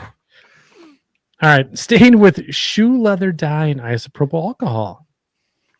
All right, Bill. I like it. I want to know what table saw you're using. Probably a Cut Craftsman. I'm about to Craftsman start 10-inch. any minute. Craftsman 10-inch cutting 330 seconds. Cutting 330 seconds without losing a finger? Oh, shit the bed, Fred. Here we go. Tony Dixon. This is the cleanest I've ever seen his workbench. Yeah, no Workbench kidding. tonight. Second section mug's got to give you some bonus points. It's his second one. He broke the first one. Oh, that's minus. Well, it balances out, right? Breaking one and then replay. Yeah, okay. It was a lifetime warranty. He's got medication kicking all over, trying to. Yeah. Maybe the reason why he broke his mug. Yeah. Hey, may have threw it through the wall. I like he's going to the detail here on the old fire truck. 78 Chevy. Yeah, the C60. That's nice. Yeah, that's cool. Irish coffee and my favorite coffee, McTony. Scandalous.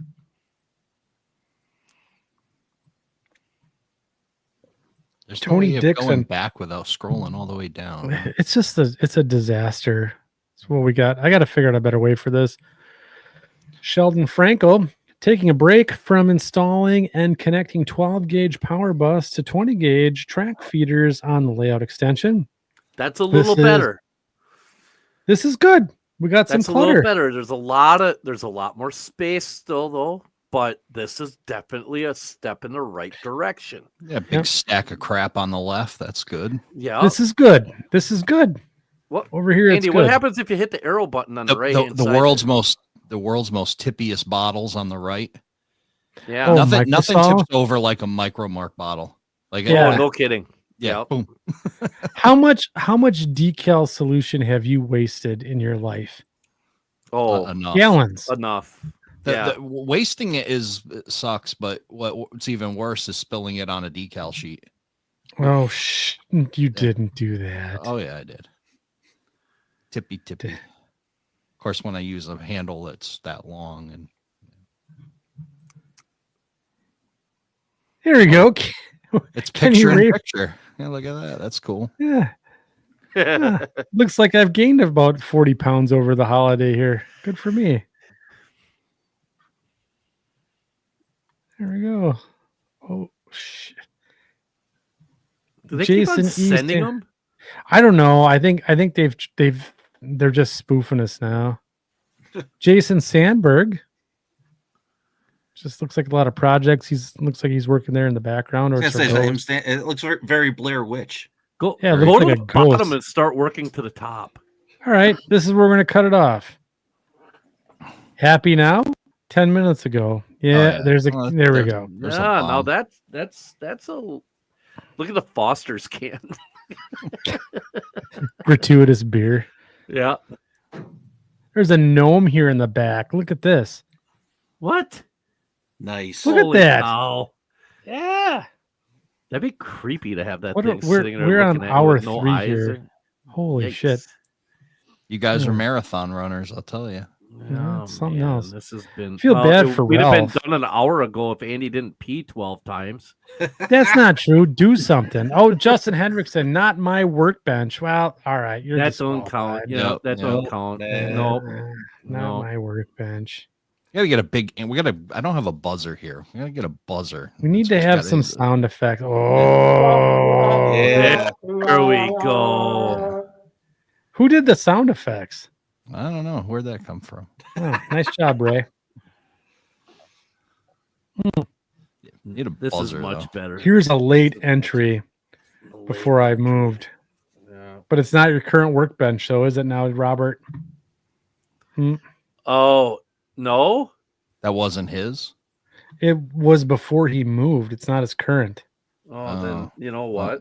Should have submitted it earlier. Should have done it before. Should have left it alone. Mhm. I'm just looking through this. What is this? We got Sean Hoppert, speed matching and programming with a friend. I'm helping James Schultz get his locomotives. Awfully big locomotives. Is that O scale? I was gonna say he's Yeah. either very small or those locomotives are very big. Yeah. Dun, dun, dun. And I think that's going to take us to. We got what? A couple more here. Yeah, only a dozen. Only a dozen. Only a dozen. Still too organized. On my Look at all that workbench is a paint. Stewart S12. I'm trying to put sound in. I have no idea what I'm doing, He doesn't. which is how I roll. Good He's job, Teddy. that's either red paint or he's bleeding all over the place trying to put that sound in. Well, He's cut himself several because times. because it's Ted. It could be either. You're right. It could be either one. This is my Oh, favorite yeah, part of the you're night. buddies with Ted, aren't you, Ralph? Yes. Yes. So, I was putting in sound and I started to get a nosebleed, and then He didn't die on the workbench, did he? Oh, maybe. oh, Well, obviously, Pretty he must good. be Is he taking shots? Look at the mini Red Solo cup right off to the side there. That's, Oh, I didn't even see that. yeah, go look at that again. He's got like right by his glasses. He's got like a small a mini red solo. Yeah, right there. He's got a little mini red Solo cup. Well, like he's I mean, if you've been hanging out with us for 3 hours, you'd be taking shots too. he does No, like that- his bourbon, so you know. Ooh. Man after my own heart. I like that. I'm surprised I haven't started hitting the bourbon yet. Well, you should. I mean, it makes this tolerable. Do a little Buffalo Trace going. That's fine by me. Buffalo Trace. Oh, that's good stuff. That's man. good Is it? stuff. Oh yeah. 148th ish Lego 282 in the current Wow. focus. Wow. Lego's amazing to me. Yeah, it's Mm. that is so cool. It's kind of like the WWE right now. We got special guest referee Ray Arnott here tonight with us from Around the Layout podcast. Marcel Verleur. This is good. Yeah. All right. Big ass So we're- remote. Yeah, that's cool. So we're going to call it here for what's on your workbench. We have to stop the madness before it gets out of hand. All right. So More we've people seen. start bleeding. Yeah. Yeah, we need to just shut this down. Otherwise, people are going to bleed out on their mats, and that's not cool. All right, let's talk about it. Let's talk about it as a team here. Who do you like? I had Dan, even though Dan Dan's a Dyer? buddy of mine, which pains me to say that because he's a buddy of mine, but Dan Dyer was in the clubhouse in the lead. He was up there. He Okay, was the leader up until we saw Williamson ADs. Yes. Williamson AD. Yeah, the one with the deer heads and the Yes. mounts and the sheds and all that That gets stuff. my vote.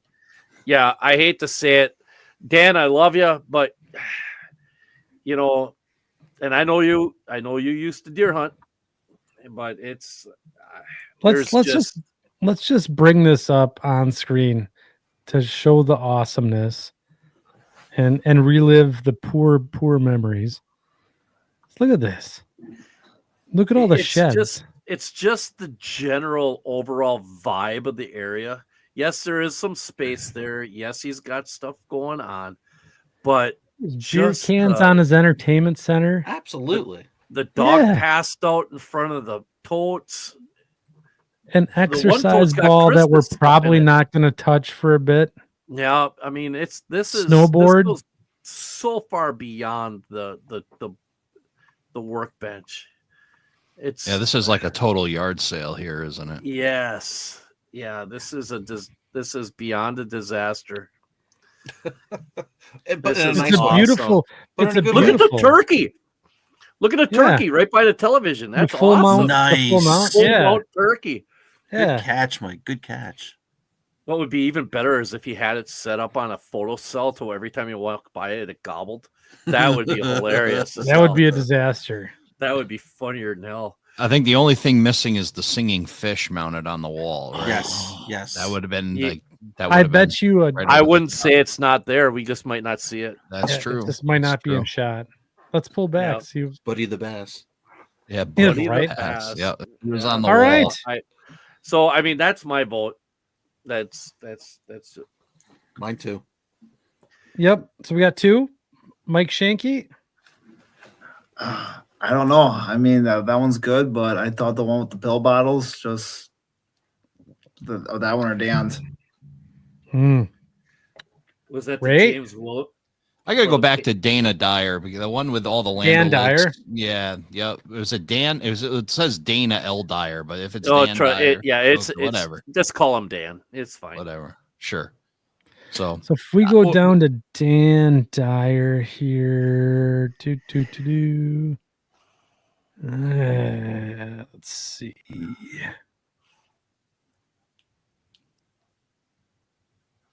Where is he?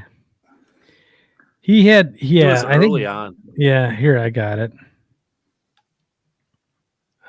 This show's a disaster tonight. And I'll give you a couple of reasons why once you get that picture up. One, the first thing I noticed, he left the electrical panel open, right? So the electrical panel's not even closed, right? So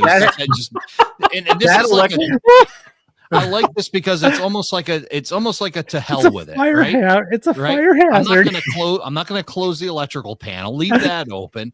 I ran out of wire. Don't throw the spools out. Just throw them back on the bench. That's cool. That'll work. And then it's a pretty good. Oh, I could say with 100% accuracy that electrical box hasn't been closed in 7 years. Oh no, yeah, they might as well take the door off. Yeah. Honestly, I'm not even going to tell you about the 5,000 gallon per hour sump pump that he has on just to the left of this bench. We'll talk about that off air one of these times. I've opened up the Decoder Buddy packages. Just toss them back there. They'll let's see them in the back. You got them on the pile of them on the bottom. Nick Santos sent them a bunch of Decoder Buddies, and he just tossed them on the bench. Cool. How about the general?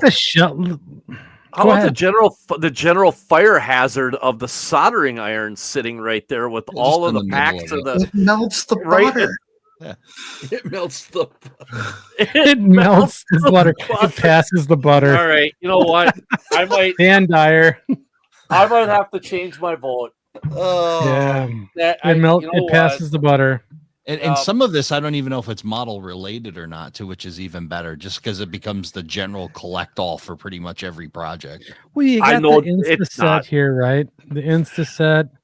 This looks like a punch, on the rail. like a It whole. does this whenever it's told. What's on the shelf underneath? Like, Let's right take at the a look. border, you really There's a can't couple of tell. shells here. Can light. He's got a old can light underneath. He's got. So this looks like some sort of locomotive shell. They're in a probably box. Kato shells or something like that. Yep. This looks like a motor oil box. This Some is a sort of. This is a good old blue collar workbench, right? And here. look at all the stains on the front board there. Yeah. And then you got the thicker bag, like the old like leaf and lawn bags there. The exact old knife ready to cut off your pinky digit. Yep. Just Yep. It's just Random full scale. he's got some wire spooled, and then the rest of it's just kind of laying around over there where that yellow thing is. How about the $25 signal sitting right there by the screwdriver, face down, waiting in the. Yeah, how about that? Let's not talk about that. I mean, It's This a is, menagerie of disaster and pretty all in the same. Like, ooh, even better. Look at the open container of flux underneath the decoder buddy. That's what I was wondering what that was. I yeah, was looking at that and like, And I yeah. bet you this guy knows where everything is. He knows where everything is. He And doesn't he's know- got. bet. Look at the drill bits he's got here in the center. Like, the rack is missing pretty much like from 65 to 80. It's all gone. Only And like there's 62. no cover, so Yeah, there's no cover, so he reaches for Yeah. something, he's gonna get stabbed. Oh yeah, you know that's going to be painful. I wish Okay, you could see the floor in front of this, because I'm sure just stuff is falling down onto it as well. So, Oh, and he's going to be, next board that needs a nail driven out of. He's going to come over there, just shove everything back, and then hit it, and all that stuff's just going to jump in the air. oh, you shove it in the sub pump crack, it goes outside. Yeah, there you go. There's probably stuff falling down the back here behind the Yeah, Land there's- O'Lakes right. there. Yeah. Yeah, the old Land Oh, O'Lakes this stuff. is the dumpster fire we've been waiting for. Yeah. Yeah, I gotta Dan change, Dyer? I changed my vote. Dan, I love you, brother, but I tell you what, this is That's a hot mess. That is a hot mess of a workbench. Yeah, and I've seen that workbench in person. I just walk right past it and avoid it. All right. If he So asks me to Dan- go and find something, I just say no. Because my Dan tetanus shot's Dyer not is up going to to date. win the prize this evening. So I got to write this shit down before I forget it. You got Peter Tillman on the book. He wins that early on. Then we got Dan Dyer. He's getting the $50 gift card to Mini Prints. It's not often I get to use these. Here you go. There you go. Yeah. So Ooh, well hey, done. Well done. We still got 116 people hanging out with us tonight. I don't know Hey, what. wait a minute. I thought we Yeah. weren't going to let Ray be technical advisor anymore, Andy. After No, I just don't No, tell Andy it- how to fix stuff. Yeah, it's just when he's together with all of us, it's fine. But like if it's one-on-one, then I don't know how to take direction well, and it's always an well, issue. Yeah, we know that. Yeah. but it's whatever. Turn down your gain turns into a 35, Turn- 40-minute Ordeal. disappearing act. Yeah. Well, I had to pee, so Oh, there that's was probably it. Twice. Which I give you no technical advice on. That's completely on your well, own. so. yeah, I can handle the pee. Uh, Dan Dyer wins. What's on your workbench?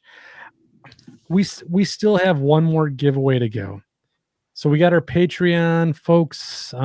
Thanks again for contributing to, I guess, keeping the lights on for the second section.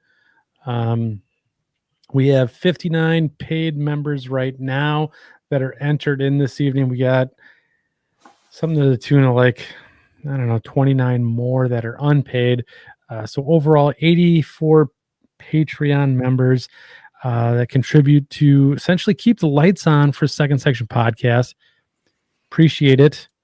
Helps us pay the hosting fees and all that good stuff. But you guys are going to be all entered in to the drawing for the Scale Trains $100 gift card this evening. Nice. Yeah, we're gonna pony up for that. So we're gonna bring up the old Wheel of Wonder here. And I stole this right out of your playbook, Ray. Good job, I- Ralph. No, Ralph, it's- that's it's- awesome. No, it's a meme. It's a meme, and it actually says, "Anybody got any more of that craft beer?" But it doesn't show it. So I don't want to be Yeah, but Oh, no, I- causing no problems here. No, you're fine. Oh, You're this fine, was the dude. 5 o'clock free crack giveaway. Let me find a better. This is one here. Hold on. This is the 12:30 Eastern time crack giveaway. Hey, you got any more of that craft beer? Exactly. That's what the meme says. Yeah. It's all right. All right. So, anyways, we're gonna go ahead and do this. And thanks again for hanging out with us and limping through on hour 3 here. So let's do the old spinaroo. Boop. And see who's gonna win the $100 gift card to the scaletrains.com. Ooh. Look at Patreon giveaway. that. Nice. Robert Bruce Castle goes by 3 different names. Good for him. Bruce Nice. Castle. Congratulations. We are awesome. happy to give you a gift card for $100 to scaletrains.com. They got some cool shit over there. O scale, or no, N scale, S scale, and HO scale. So Yeah, they got S scale, Mike. yeah, they got S scale. Yep. Congratulations. All right, let's stop sharing that mess. All right, so we've got through the giveaways. We've done what's on the workbench, and Ralph and Mike are probably thinking, what in the F and hell am I doing here tonight? What's up for hour 4? What are we gonna do? There we I go. don't know. I'm probably going to go pee again. And then No. you can't stop me. Coming up in hour 4, Andy goes pee. Yeah.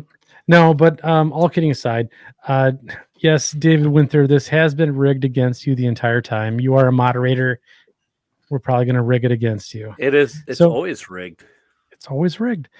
I guess what I'd like to do here is pass the microphone around the room. You know what? We're going to start with Ralph since he's got jokes about craft beer and all that stuff. Joke. So anyways, what do you think of Brew with the Crew and the whole second section experience? Because it's fun. Well, it's no around the layout podcast, but I mean, come on, No, I had a great time. I'm glad that I finally connected with you guys. I had a blast tonight.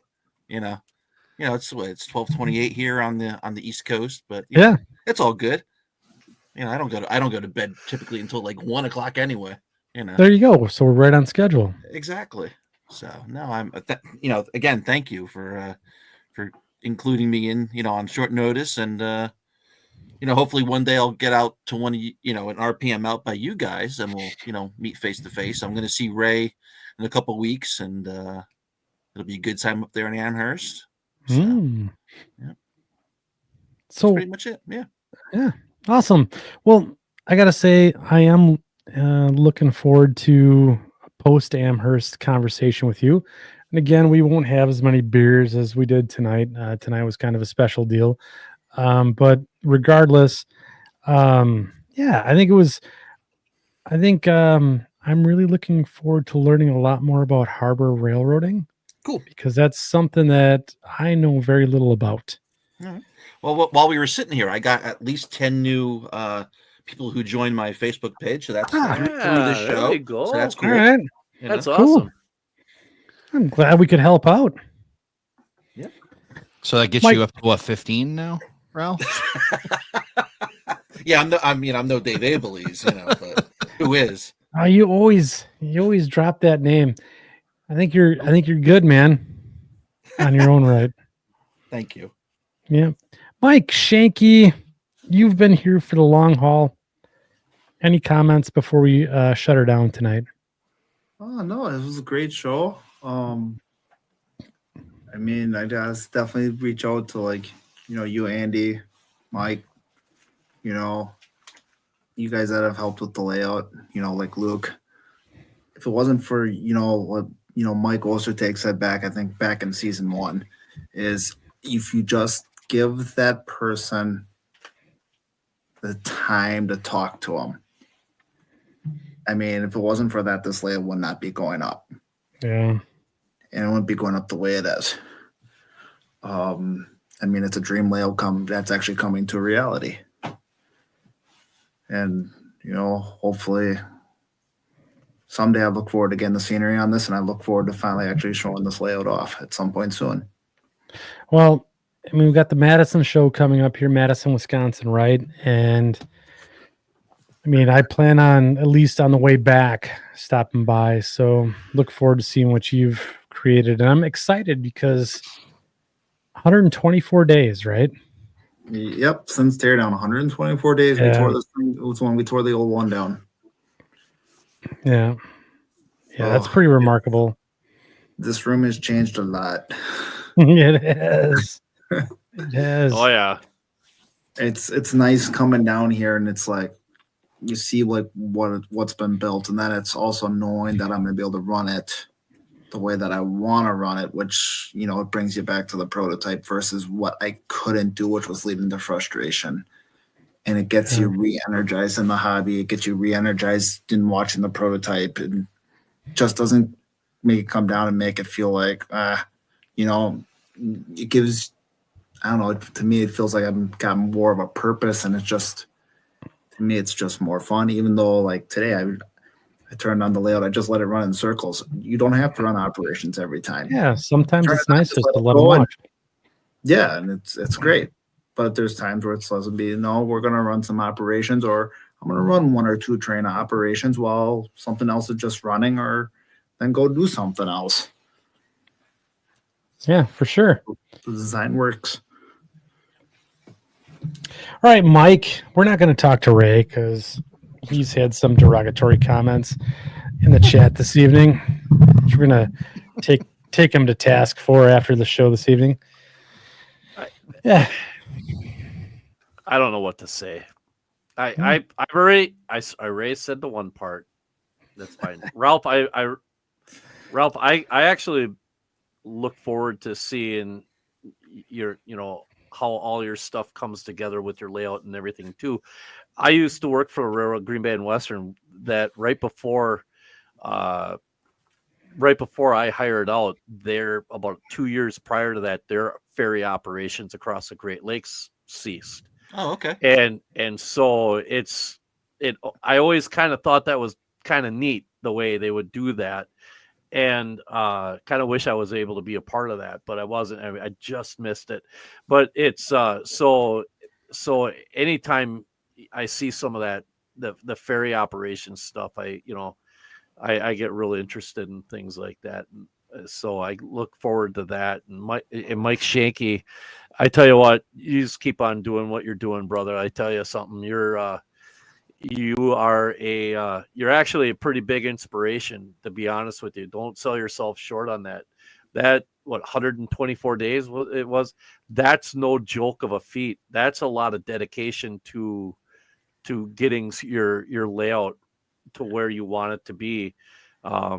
Your only other piece of advice I'm going to say to you right now is, at one point you're going to need to just take a step back and say, all right, I need to let this breathe for a few minutes and start taking in how you're going to want to go through the next steps before you get into it. Because scenery, you don't want to rush into that. You want to really make sure you know what I mean. And I know some of the spots you're going to do, that's going to be really, really sweet. Those are going to be, it's going to be years. And yeah. So like you're aware of Slinger. Oh God, yeah. Well, you're aware that they have the live cam stream there. Yes. Yeah, we're gonna copy that. Oh, I don't know how yet, but we're gonna copy it. Oh, that's gonna be awesome. So yes, there will be a camera drilled in there. I don't know how, where. I don't know. I don't know. But yes, we are gonna have a live streaming camera that at a flip of a switch, it can go live at any time. Nice. So yeah, I mean, honestly, the rest of the section crew appreciate everything that you've done.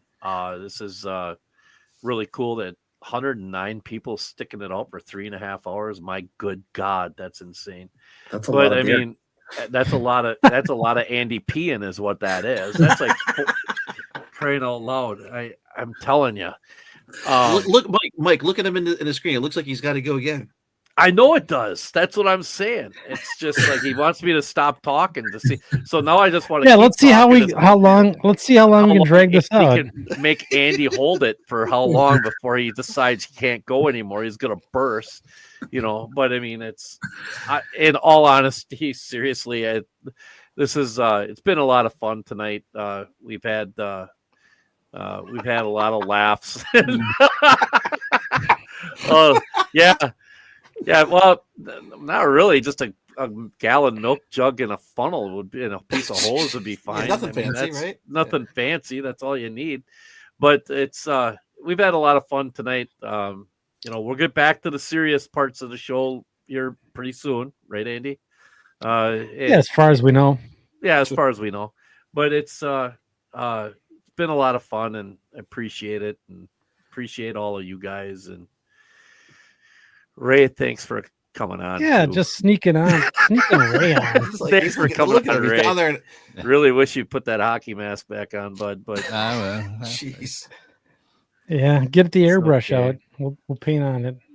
We'll get it all Ray's set up. Still mad at me for St. Louis. Number one. Because you didn't see any trains. You should have came with us. Didn't see any damn train. You didn't. All we did was see trains. Yeah, we didn't see any trains. And then on top of that, on our way out at the layout tours, we got we're wandering around a neighborhood that we didn't have any idea where to go. And I kind of felt bad about that. We were going to, what was his name? Whose house was that, Ray? It was, with the city. Vic Smith. Yeah, Vic Smith's house. You went to Vic Smith's?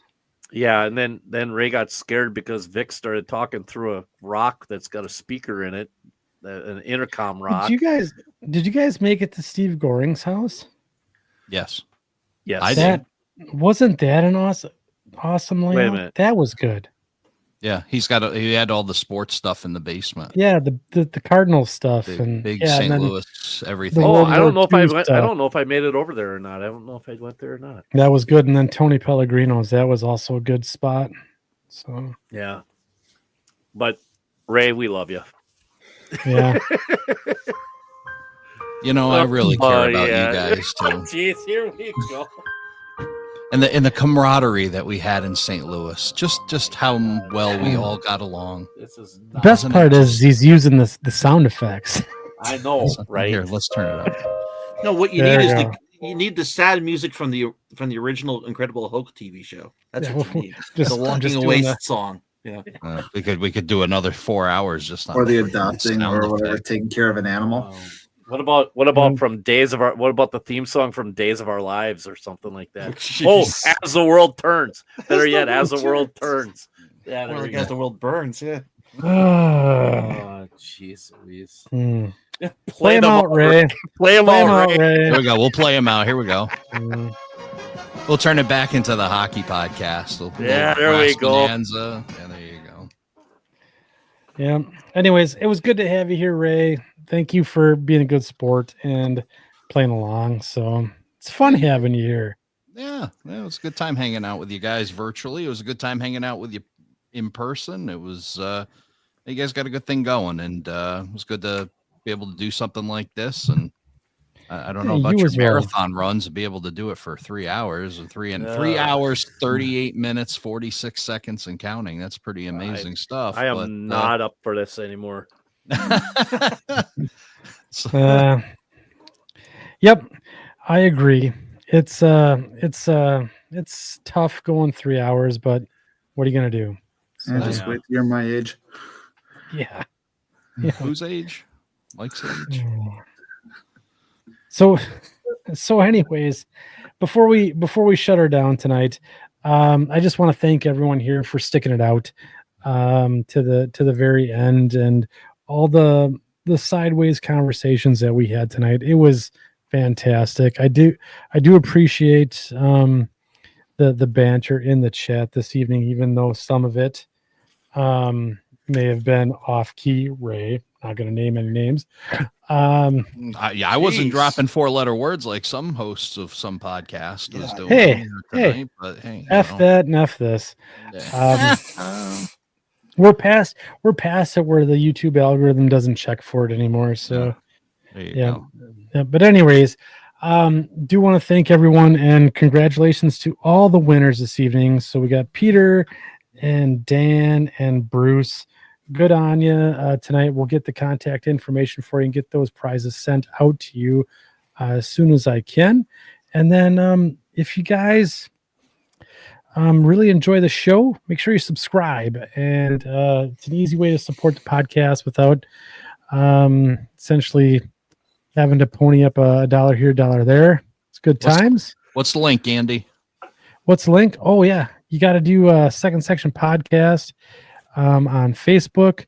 Otherwise, secondsectionpodcast.com. If you do want to take it that extra mile, we are on Patreon as well, Second Section Podcast there.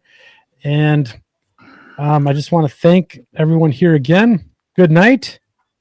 And Mike, what's our tagline before we head out for the evening? This is the best part. I get to see. Is that the I get to see tagline? a blank out.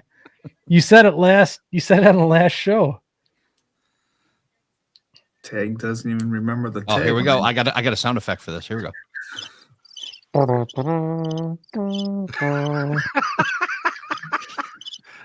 I don't remember. What is it? And It takes me 21. Huh? And that's What? and that's it. That's what Brew with the Crew does. I don't remember. I don't. That's not it. Kills brain cells. No, What it's was it? just keep modeling. I was gonna say that. Yeah. Damn it. All right, Just guys. keep modeling. Mike, Ralph, Ray. Thanks again. Getting silly Thank you. now. Have a good night, everyone. Good night.